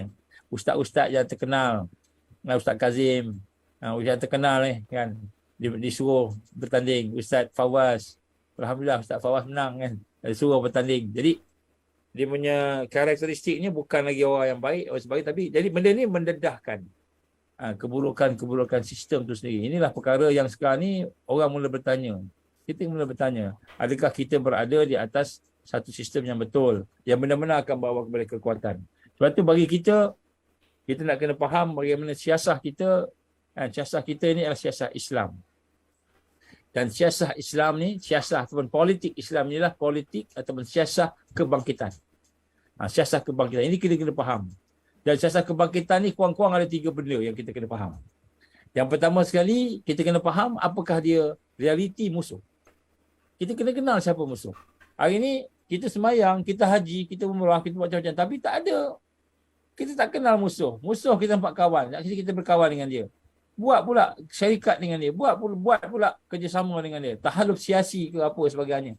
Sedangkan dia musuh. Jadi hari ini yang pertama sekali, siasah kebangkitan ni kita nak kena tahu kelemahan ummah. Kelemahan ummah yang pertama sekali, selain daripada iman, selain daripada kepahaman, ialah dia tak kenal musuh. Jadi sebab tu yang pertama sekali, kita kena kenal musuh. Siasah Islam ialah siasah kebangkitan. Dan ini siasah yang kita nak kena faham. Bukannya bagaimana demokrasi yang ada pada hari ini. So untuk itu kita kena memahami serangan-serangan musuh. Siapa musuh kita, siapa musuh negara, siapa musuh bangsa, yang lebih penting siapa musuh agama. Jadi bila kita melihat ini, baru kita tahu grand design dia apa. Saya minta maaf, saya sebut DAP. Orang Melayu, orang Islam di negara ni yang ada kesedaran, yang ada rasa hati tadi, tidak akan undi DAP. Jadi orang Islam, orang Melayu mengundi Perikatan Nasional, mengundi UMNO ataupun Barisan Nasional sebab mereka tak nak DAP. Tiba-tiba ada di kalangan pemimpin-pemimpin yang telah diundi oleh orang Melayu dan Islam tadi nak bergabung dengan DAP. Kan pelik. Maka di sinilah dia tak kenal musuh. Dia tak kenal musuh. Siasah tu tak tahu. Dia boleh bersama dengan dia, dengan orang yang suka dengan LGBT, orang yang suka dengan murtad, orang yang suka dengan benda maksiat dan mungkar. Tak tahu. Jadi dia tak kenal musuh. Dia ingat dia pandai lah. Belajar political science ke, belajar apa ke kan. Baik. Nombor satu. Yang kedua, siasah kebangkitan ialah bagaimana Nabi buat. Bagaimana Nabi berhadapan dengan realiti yang ada pada ini. Sunnah kebangkitan tu macam mana. Cukup tak kita dengan iman dan akidah saja. Kita kata kita belajar iman, belajar akidah, belajar sifat 20 sebagainya. Cukuplah di itu. Ataupun cukupkah kita dengan ibadah dan suluk. Kita ibadah, kita suluk, cukup. Dekat ibadah, suluk, tarikat, kita berzikir dan sebagainya. Cukupkah itu saja? Ataupun cukupkah kita dengan kita jadi orang baik, berakhlak mulia? Ataupun sekadar kita buat prepping. Nak siapkan diri kita bencana-bencana. Jadi, adakah itu sunnah? Cukup sekadar akidah saja, cukup sekadar ibadah tarikat saja, cukup sekadar kita prepping sahaja, cukup sekadar kita tunggu Imam Mahdi, lagi besar. Kita kena tunggu Imam Mahdi. Tunggulah dia. Bila datang orang-orang di luar negara yang mukanya handsome sikit sebagainya, tiba-tiba inilah dia jadi nanti. Betul lah kita nak tunggu, tapi cukupkah kita dengan menunggu? Kan? Jadi ini siasah kebangkitan ni kita faham apa Nabi buat. Jadi sebab tu saya menyuruh kepada semua sama-sama, mari sama-sama lah kita fikir sama-sama kan. Sebenarnya siasah ni perlu melihat semula sunnah Nabi. Sunnah Nabi ni, uslub Nabi ni, strategi Nabi ni, bagaimana nak membina kekuatan. Ini kita kena buat. Jadi sebab tu kita lihat di sini antara siasah Rasulullah SAW, contohnya Rasulullah membina dengan iman yang mendalam. Rasulullah membina kebersihan hati, iman sahabat-sahabat ni. Iman yang benar-benar hidup. Bukan iman yang sekadar kita boleh nyanyi, boleh hafal rukun iman. Yang kemudian dia ada tanzim, dia ada penyusunan. At-tanzim ad-daqiq. Penyusunan yang ada organisasi. Rasulullah nak berhijrah ke Madinah tu, jadi orang yang tukang hantar makanan, ada orang tukang buang hilangkan jejak-jejak tadi. Ada orang susun macam-macam.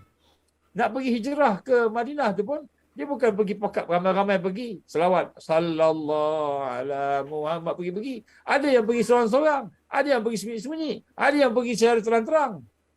Kan? Ada yang pergi secara kita kata dengan kekuatan-kekuatan yang ada kat dia macam-macam. Jadi ini semua strategi. Ini semua adalah penyusunan. Jadi at-tanzim ad-daqiq ini juga kita kena faham macam mana nak menyusun. Sebab tu hari ini bila sebut dengan NGO, saya minta maaf lah sangat-sangat. Kita dah bersama dengan NGO banyak sangat. Tapi NGO tak faham siasat kebangkitan. Ramai tak faham.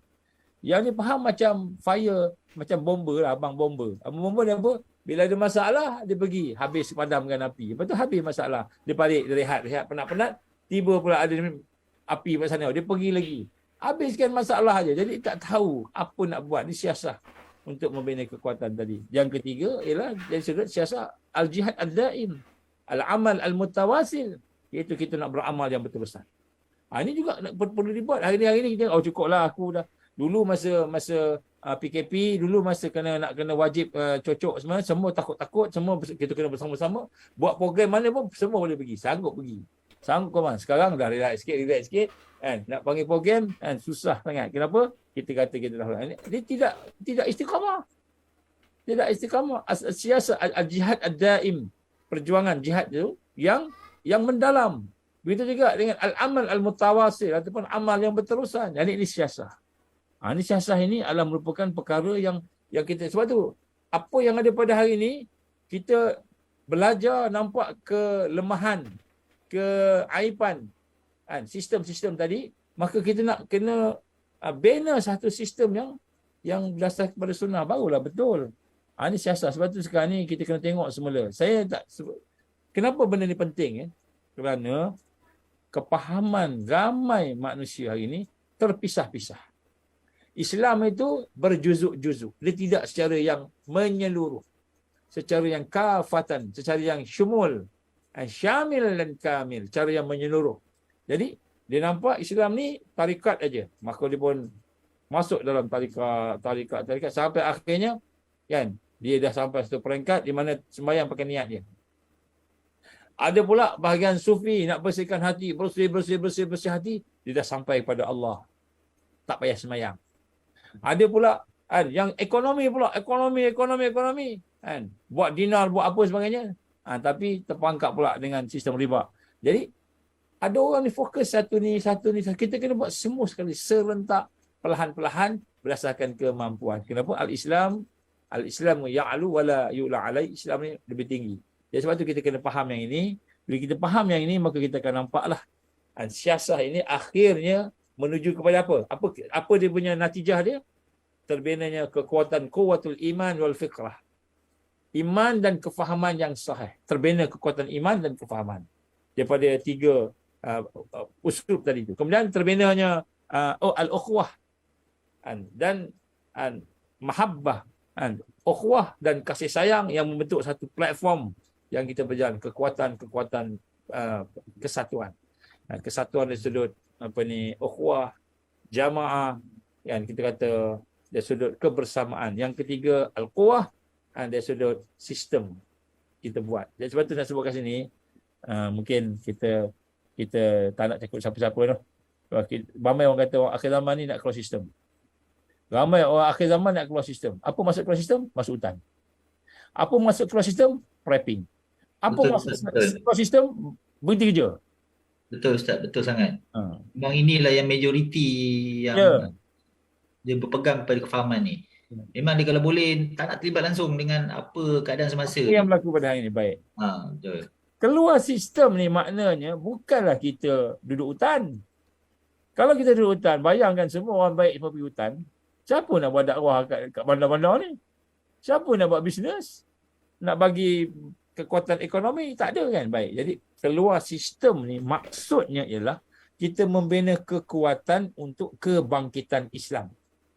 Bila kita kuat untuk bangkit Islam, barulah kita boleh meruntuhkan jahiliah. Bangkit dan And kita pijak jahiliah. Itu bawa keluar sistem. Bukan keluar sistem ni maknanya kita pakat-pakat berhenti kerja semua. Kita pakat-pakat masuk hutan. Kenapa? Dajjal nak keluar. Kita pakat-pakat solok di dalam gua mana-mana supaya bersih hati kita. Kenapa? Imam Mahdi nak keluar. Nanti hati kita kotor. Jadi sebenarnya keluar sistem ni bukan dengan pemikiran-pemikiran yang menggambarkan aspek rohiyah sahaja. Aspek ibadah sahaja, aspek akhlak sahaja, aspek ekonomi sahaja. Ini semua komprehensif. Sebab tu Allah perintahkan kepada kita, ya ayyuhalladzina amanu dukhulu fis silmi kafah wa la tattabi'u khutuwati syaitan innahu lakum aduwwum mubin. Wahai orang beriman, masuklah dalam Islam cara menyeluruh semua sekali. Jangan ikut jejak langkah syaitan. Jadi bila kita keluar, sebab tu ada pula orang kata kita kena duduk kat gunung-gunung tanam ternak kambing. Tak salah duduk gunung, bagus. Dia punya udaranya fresh. Kan? Dia banyak benda-benda yang boleh makan dan sebagainya dengan tanpa ada racun sebagainya, organik. Kan? Kambing pun bela sendiri. Baguslah. Tapi bukan itu maksud keluar sistem. Keluar sistem ni maknanya kita membina kekuatan fardiyah diri kita, individu. Kekuatan Baitul Muslim kita, keluarga Islam kita. Kekuatan mujtama' muslimah, masyarakat kita. Dan seterusnya sampai negara. Membina kekuatan tadi sehingga akhirnya berlaku kebangkitan. Yang mana kebangkitan Islam itu akan meruntuhkan sistem jahiliyah. Baru betul. Ini yang dibuat oleh Rasul. Ini sunnah. Kalau kita fikir, setakat buat ladang. Memang kita kena buat ladang. Tapi bukan semua orang kena buat ladang. Tapi kita kena buat. Semua bagian makan sekarang ni, terutamanya sekarang ni ada masalah makanan, ada resources, masalah kekurangan keselamatan makanan. Kita kena ada orang yang usaha untuk makanan tadi.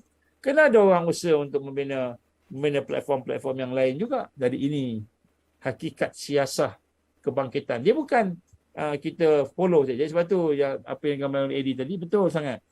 Maknanya sebenarnya apa yang mereka lakukan itu pada hari ini, siasah-siasah yang ada pada manusia ini yang tak ikut kepada sunnah, kepada Al-Quran tadi, maka dia akan mendedahkan kelemahan dia, keaiban dia, kekurangan. Dan kita nampak pun sekarang ni, maka sebenarnya itu kalau kita nak kata senjata makan tuan pun iyalah.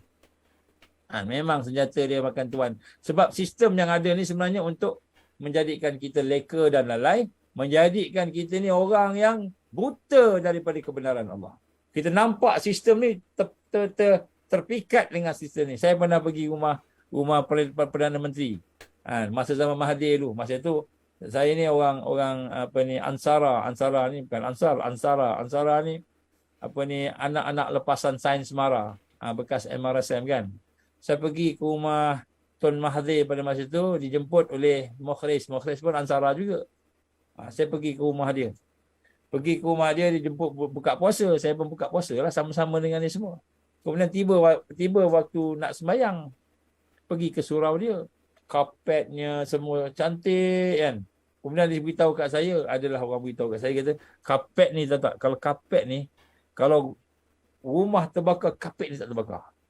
Kata, kapet dia tu fireproof. Tak terbakar. Dia kata, kalau maknanya kalau dia terbakar, kita gulung badan kita dengan kapet, api tak masuk lah. Api tak masuk lah, tapi jadi barbecue lah kita. Jadi ikan patin yang dibalut dengan tu lah, mati jugalah. Tapi nasib macam ni, tak bakar lah. Jadi kita subhanallah, agaknya dah syurga macam mana agaknya. Gitu. Dalam syurga lagi hebat lagi kan. Jadi sebab tu nak sebut kat sini, sebenarnya kan, apa yang ada ni, kita tertarik dengan sistem yang ada ni, dengan mahligainya, dengan istananya, dengan kapet pun tak sama. Kita tengok dengan sistem kewangan, semua tertarik. Tetapi rupanya di situ ada keaiban, kelemahan, terputus daripada Allah, terputus daripada Islam, terputus daripada akhirat.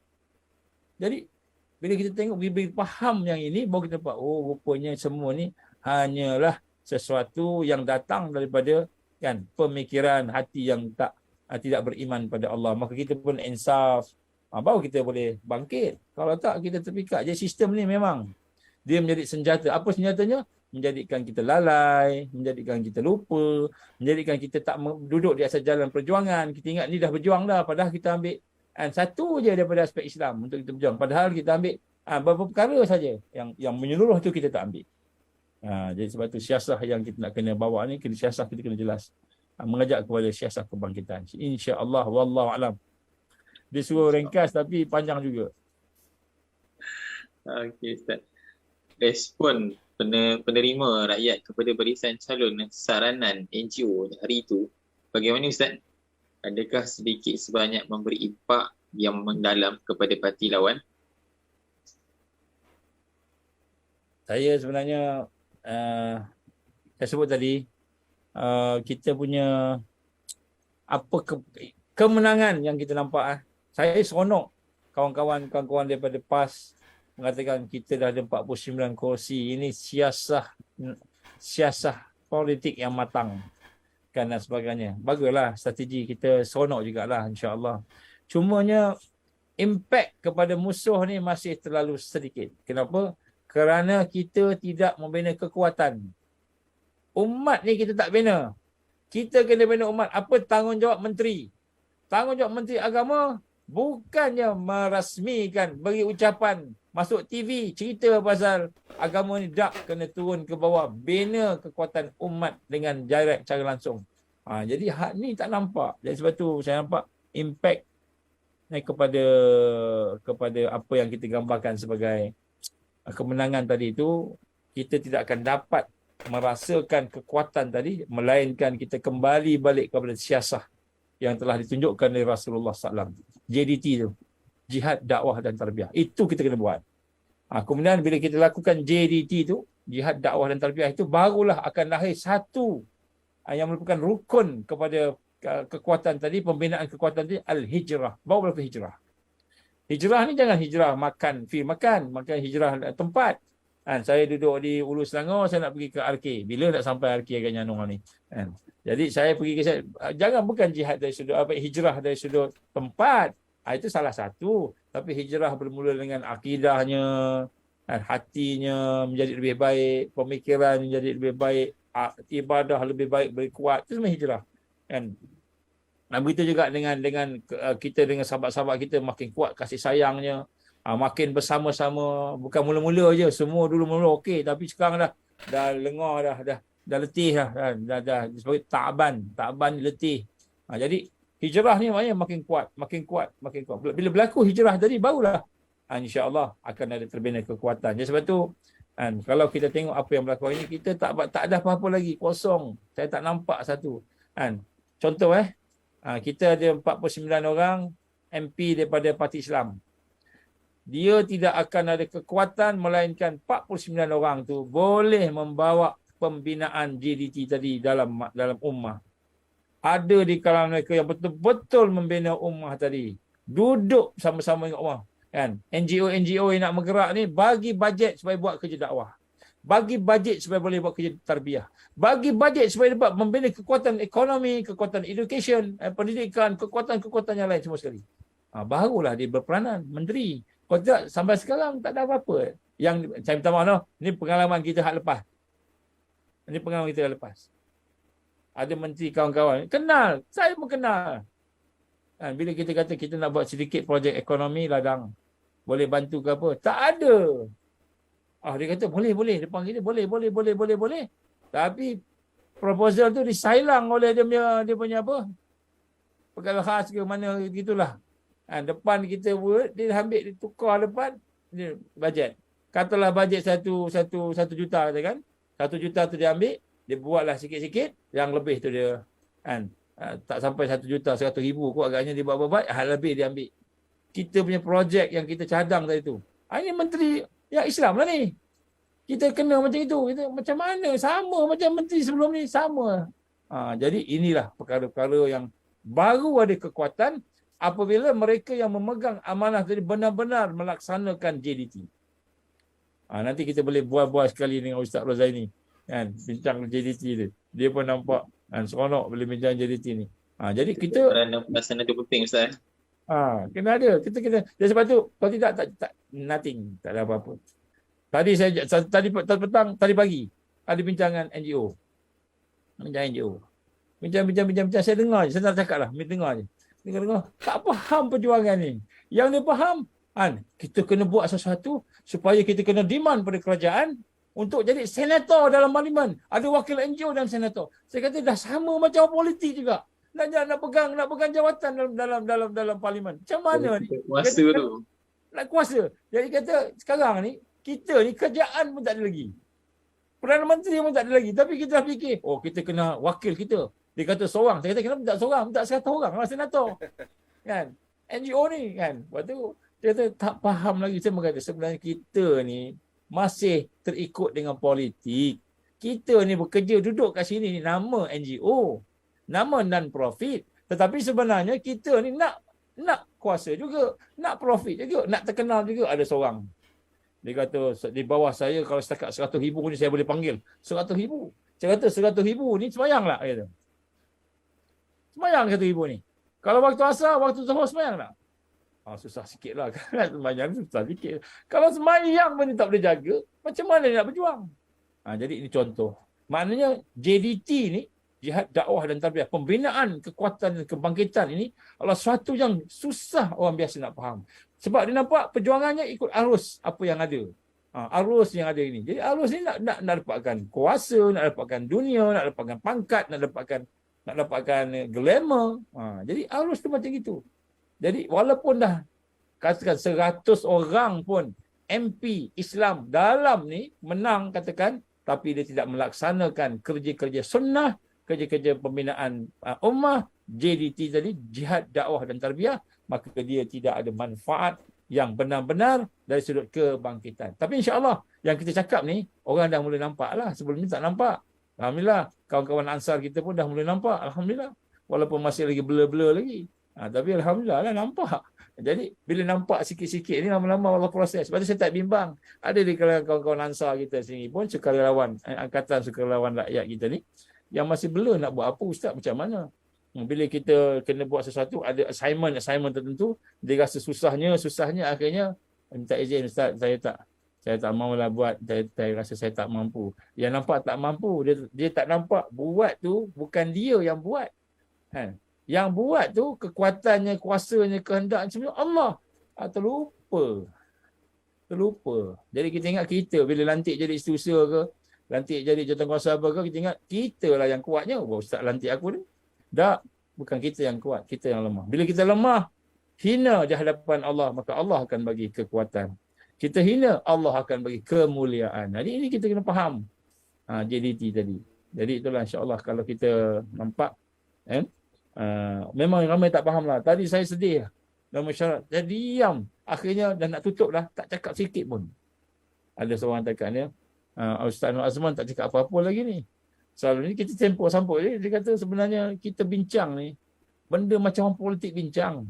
Kita nak ada orang kenal kita, kita nak ada, saya ada pengaruh, kita nak ada wakil kita senator dekat dalam betul lah benda tu. Tapi bukan benda tu yang patut kita bincang. Yang patut kita bincang macam mana nak bina kekuatan kita ni. Jadi adalah di kalangan yang faham. Alhamdulillah lah. Jadi inilah perkara yang kita bila tak faham, kita tak sedar, kita ikut arus. Kita ikut arus. Dan bila kita ikut arus, memang kita tak akan membina kekuatan kita. Wallahu alam. Noah, boleh Noah? Boleh insya-Allah. Okey. Makna kata sebenarnya ramai yang belum faham lah Ustaz betul lah. Tak faham. Okay, tak apa, insyaAllah kita buatlah kerja JDT ni mula sekarang lah. Kalau kita tak mula pada sekarang, bila lagi, betul. Usaha tu kena buat pada sekarang dan kita kena bersama-sama lah insyaAllah. Okey, nak tanya Ustaz, pandangan Ustaz lah berkenaan dengan situasi yang akan kita lalui selepas PRU ni kan. Apakah ada tanda positif ataupun tanda-tanda yang merisaukan untuk rakyat secara amnya dan agama khususnya Ustaz? Secara khusus agama dan orang yang berada dalam tarbiyah, orang yang memahami hakikat kebangkitan, fasa-fasa, dia akan melihat dengan mata hati dia segala yang berlaku ini adalah ke arah kemenangan. Segala yang berlaku ni positif. Walaupun kita nampak susah, contohnya mungkin lepas ni makanannya susah, mungkin ada sudut kerjanya susah, mungkin ada sudut keuangannya susah, mungkin ada sudut penyakit-penyakitnya makin susah, mungkin peraturan makin ketat, mungkin ada PKP. Jadi semua yang dilihat tadi tu adalah bahagian-bahagian daripada kekuatan yang Allah nak susun ke arah kebangkitan. Ini orang yang beriman.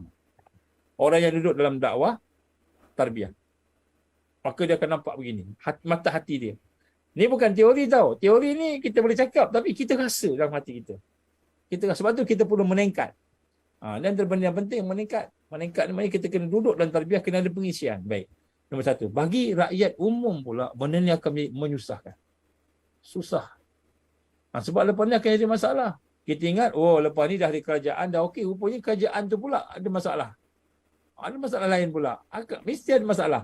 Jadi sebab itulah digambarkan oleh ramai ahli politik sendiri menyatakan kita kena bersatu, kena bersama-sama ni membina satu kerajaan yang kuat kerana kita akan berhadapan dengan masalah yang besar. Masalah ekonominya, masalah makanannya, masalah dari sudut bisnesnya dan sebagainya lah.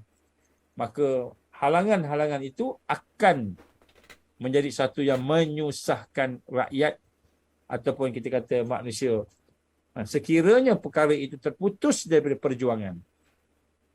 Jadi apabila perkara itu terputus daripada perjuangan, maka akan berlakulah ramai orang yang mula mencari-cari solusi-solusi di luar daripada iman, di luar daripada takwa. Jadi kita akan nampak arusnya menuju ke situ. Melainkan Allah izin kita berada di sebelah timur sini, melainkan Allah SWT memberikan kekuatan kepada kita untuk melaksanakan kerja-kerja JDT ni secara yang praktikal, secara yang betul-betul ni, insya-Allah Allah akan bagi ketenangan dan kekuatan. Ya, sebab tu ada beberapa perkara yang saya nak sebutkan juga di sini. Yang pertama sekali perkara yang kita kena buat ialah kita kena membina sungguh-sungguh keyakinan iman kita ni sehingga peringkat kita boleh merasai dalam hati kita hubungan dengan Allah yang mantap. Kita kenal Allah.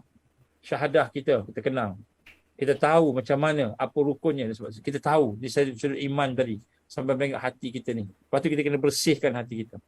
Yang kedua, kita kena ada platform yang boleh menyatukan. Sekarang ni alhamdulillah insya-Allah Ansar, saya bolehlah umumkan secara umum, secara umum insya-Allah kita akan menggabungkan mereka yang ada ilmu, alim, para alim ulama yang tidak terikat dengan kepartian, ulama yang tidak terikat dengan negara penguasa ni, ulama-ulama yang memang soleh ini, kita nak cuba gabungkan mereka bukan sahaja di peringkat nasional dan juga di peringkat negeri, tetapi juga di peringkat antarabangsa. Jadi insya-Allah kita nak wujudkan satu platform gabungan ulama-ulama. Bukan ulama untuk bincang, buat buku, bincang, buat khutbah, tapi ulama yang akan duduk bersama umat, membina umat. Ini kita nak, insya-Allah. Jadi ini antara benda yang insya-Allah Ansar akan sama-sama, kita akan sama-sama buatlah. Dan kemudian selepas itu kita akan rangka pula gerak kerja secara yang praktikal, yang realistik insya-Allah. Jadi sebab tu sebenarnya kesusahan itu pasti. Tapi kita akan hadapi kesusahan itu dengan perjuangan. Bila kita berhadapi dengan kesusahan perjuangan, kita nampak ini perjuangan. Maka susah tapi dia manis. Susah tapi dia rasa lazat. Kenapa? Sebab ini perjuangan.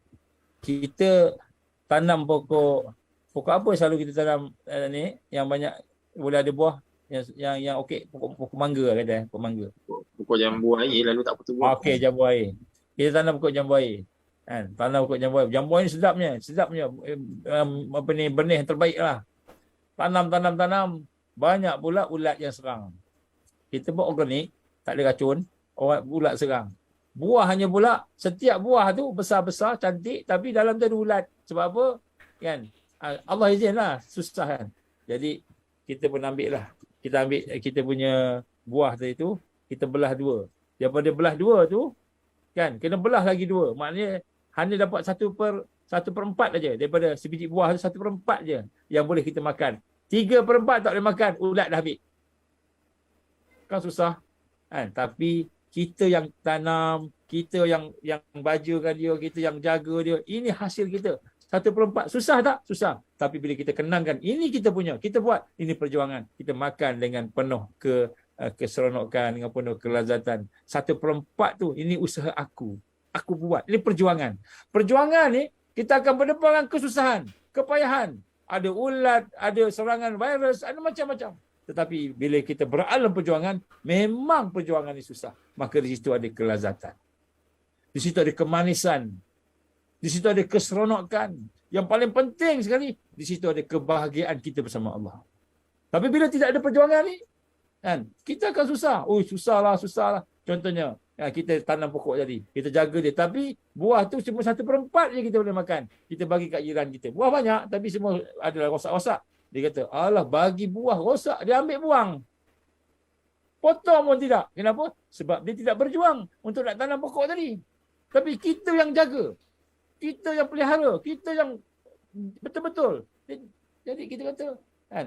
Sebab tu dalam hal ni, kesusahan yang kita akan hadapi ni, bila kesusahan tu datang kepada umat, datang kepada kita, tanpa ada di situ perjuangan, maka kita akan tewas.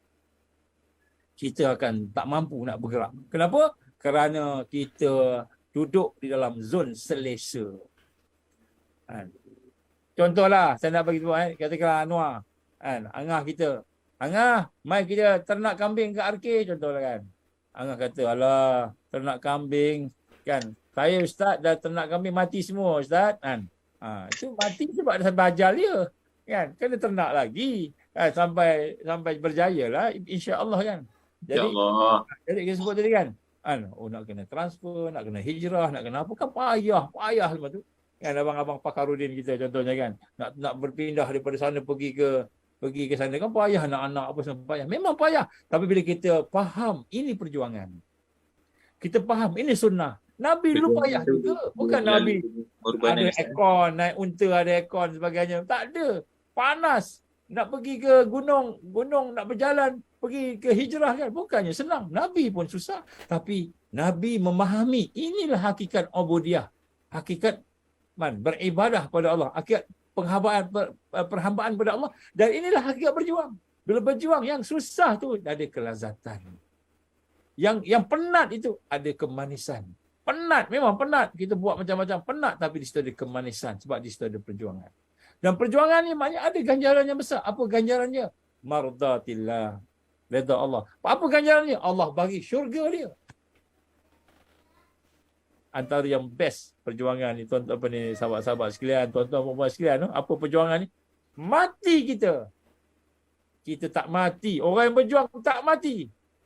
Apakah kamu menyangka bahawa orang yang mati syahid itu mati? Tak mati. Allah bagi dia hidup yang lain. Dalam alam yang lain, dia hidup. Maka gambar digambarkan oleh Rasulullah, dia hidup dengan nikmat Allah Subhanahu Wa Taala. Allah bagi. Jadi orang berjuang ni, sampai waktu saat tu, habislah perjuangan tak ada. Tapi dia akan menikmati kebahagiaan yang panjang sampai bila-bila. Jadi, kesusahan-kesusahan yang kita hadapi ni, hendaklah kita asaskan dia. Kita alas dia. Kita kelilingkan dia bahawa aku sedang berjuang untuk bangkitkan Islam.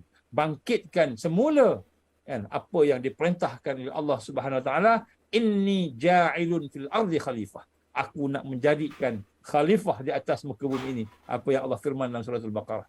Jadi bila kita faham yang ini, kita akan jadi bahagia, jadi selesa. Tapi umat yang tak ada perjuangan ni, sebab tu orang yang tak ada perjuangan ni kita kena dakwah, kena sampaikan. Supaya mereka pun dapat sama-sama macam mana yang kita dapat. Akhirnya sama-sama kita berjuang. Baru kita faham. Jadi janganlah ya hana-hana je. Janganlah kita seronok je kan. Memang kena ada keseronokan, tapi keseronok dalam berjuang. Penat, letih, sakit, diancam dalam perjuangan, maka dia jadi satu kemanisan. Ini benda yang kita nak kena tengok balik lah. Jadi negara kita memang akan susah ni. Tapi kita nak nampak sebahagian daripada sunnah daripada Allah Subhanahu Wa Taala, iaitu semua yang susah ni sebenarnya adalah di dalamnya tu ada al-latif, ada kemanisan. Jadi nak rasa kemanisan yang susah ni. Nak rasa kemanisan, tapi kemanisan macam nak rasa, sebab tu kita kena banyakkan zikrullah. La ilaha illallah. Sampai Allah buang titik hitam dalam hati kita ni. Banyak zikir tadi akan membuang titik-titik hitam tadi. Allah akan campakkan cahaya tadi. Maka cahaya itulah menyebabkan kita rasa manis. Ini kena buat. Sebab tu kita sebut dah. Amalan-amalan kena buat. Pengisian. Maksurat kena baca. Quran kena baca. Zikir kena buat. Jangan tak buat. Dulu masa terkepung dengan vaksin apa, pakat-pakat baca semua. Kena serang dengan jin pekat-pekat baca. Sekarang dah okey dah sikit. KJ pun dah kalah. Oh, dah tak payah baca dah. Kena buat juga amalan supaya hati kita bersih, kuat. KJ dah kalah. Alhamdulillah. Doa mustajab. Doa sahabat-sahabat Ansar ni kan. Oh, kasih jatuh. Alhamdulillah Allah bagi jatuh. Tapi belum jatuh lagi tu. Dia tengah duk proses nak naik balik jadi PM pula kan. Tapi nak sebut kat sini kan, kita nak kena sentiasa ada pengisian pembinaan diri kita. Baguslah. Susah macam mana pun Allah bagi ujian kita, insya-Allah tidak melebihi daripada bebanan yang kita sanggup tanggung. La yukallifullahu nafsan illa wus'aha. Insya-Allah kita akan apa? Sanggup.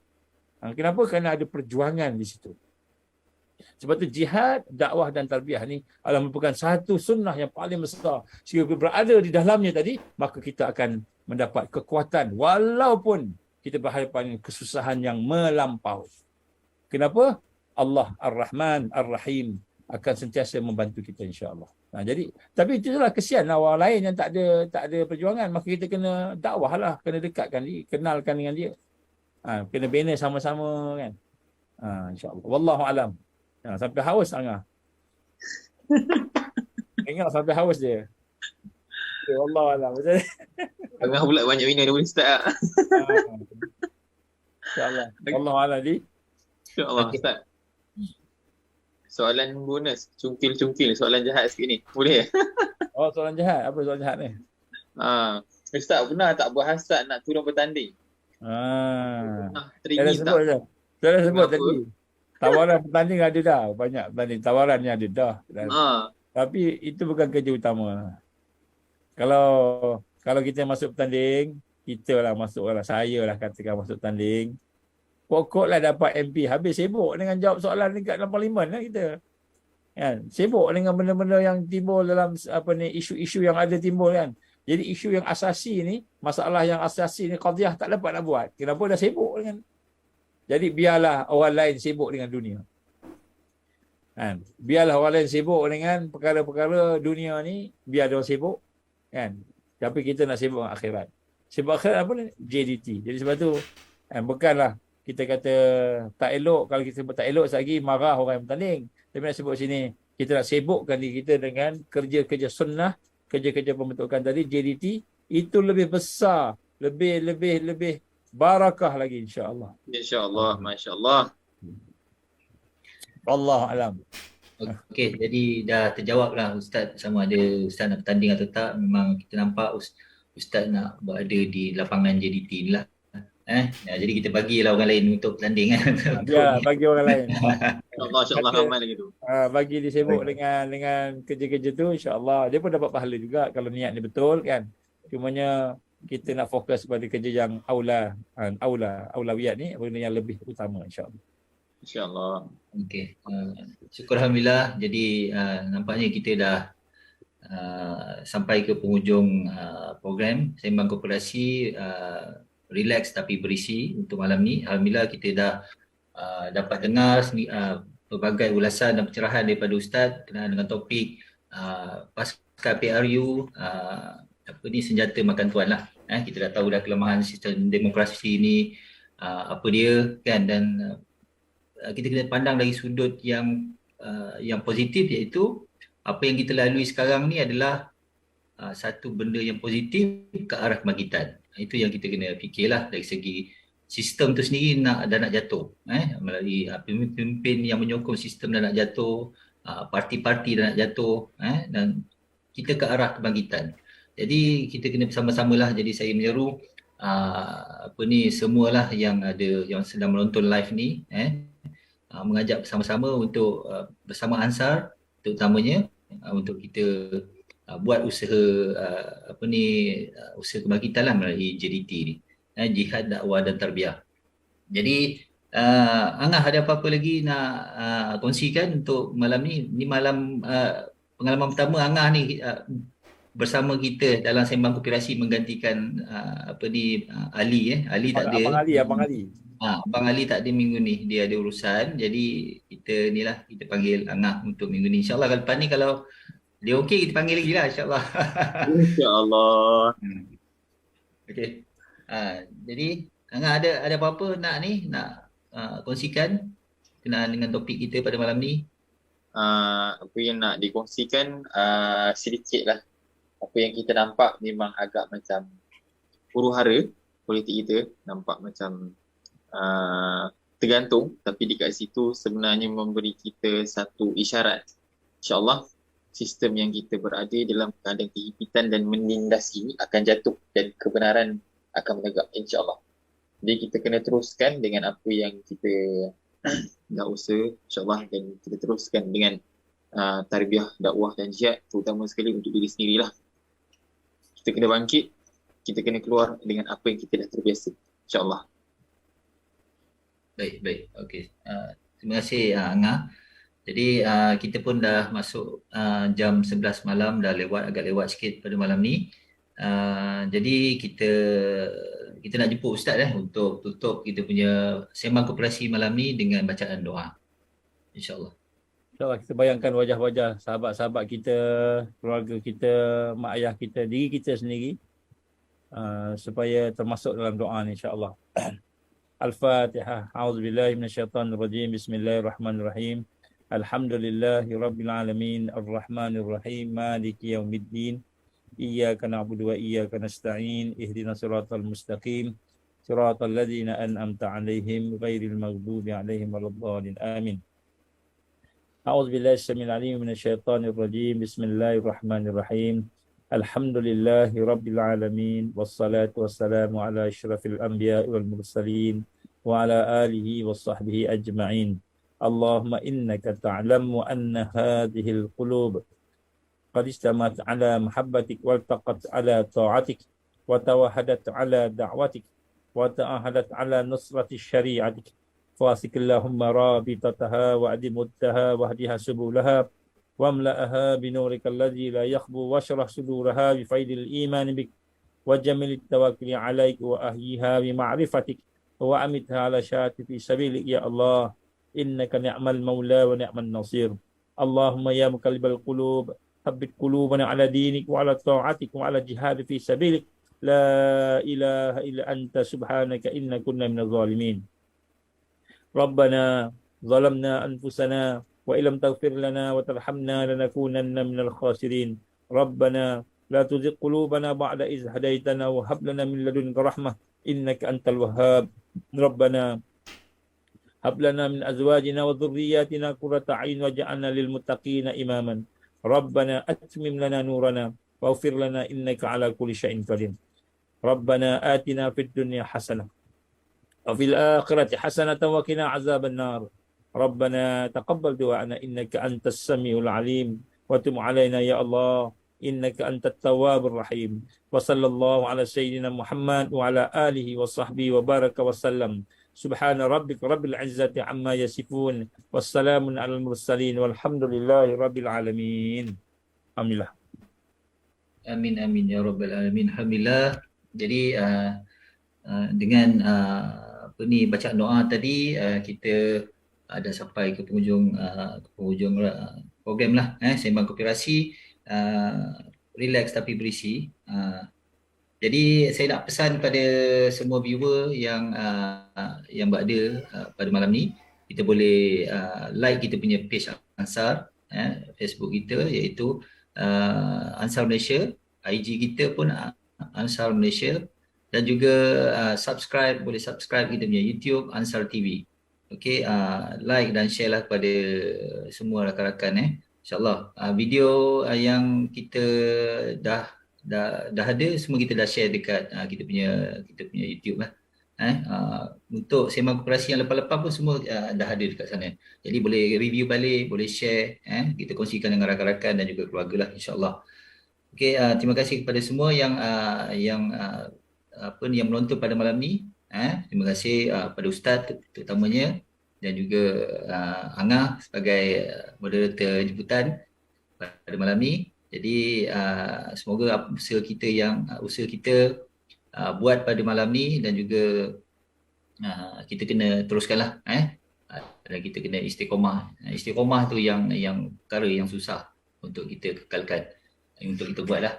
Jadi kita jumpa lagi dalam sembang koperasi relax tapi berisi pada minggu depan, insya-Allah. Kita akan bawa topik yang lebih hangat, nantikan. Okay, terima kasih semua. Assalamualaikum warahmatullahi wabarakatuh dan selamat malam. Waalaikumsalam. Waalaikumsalam.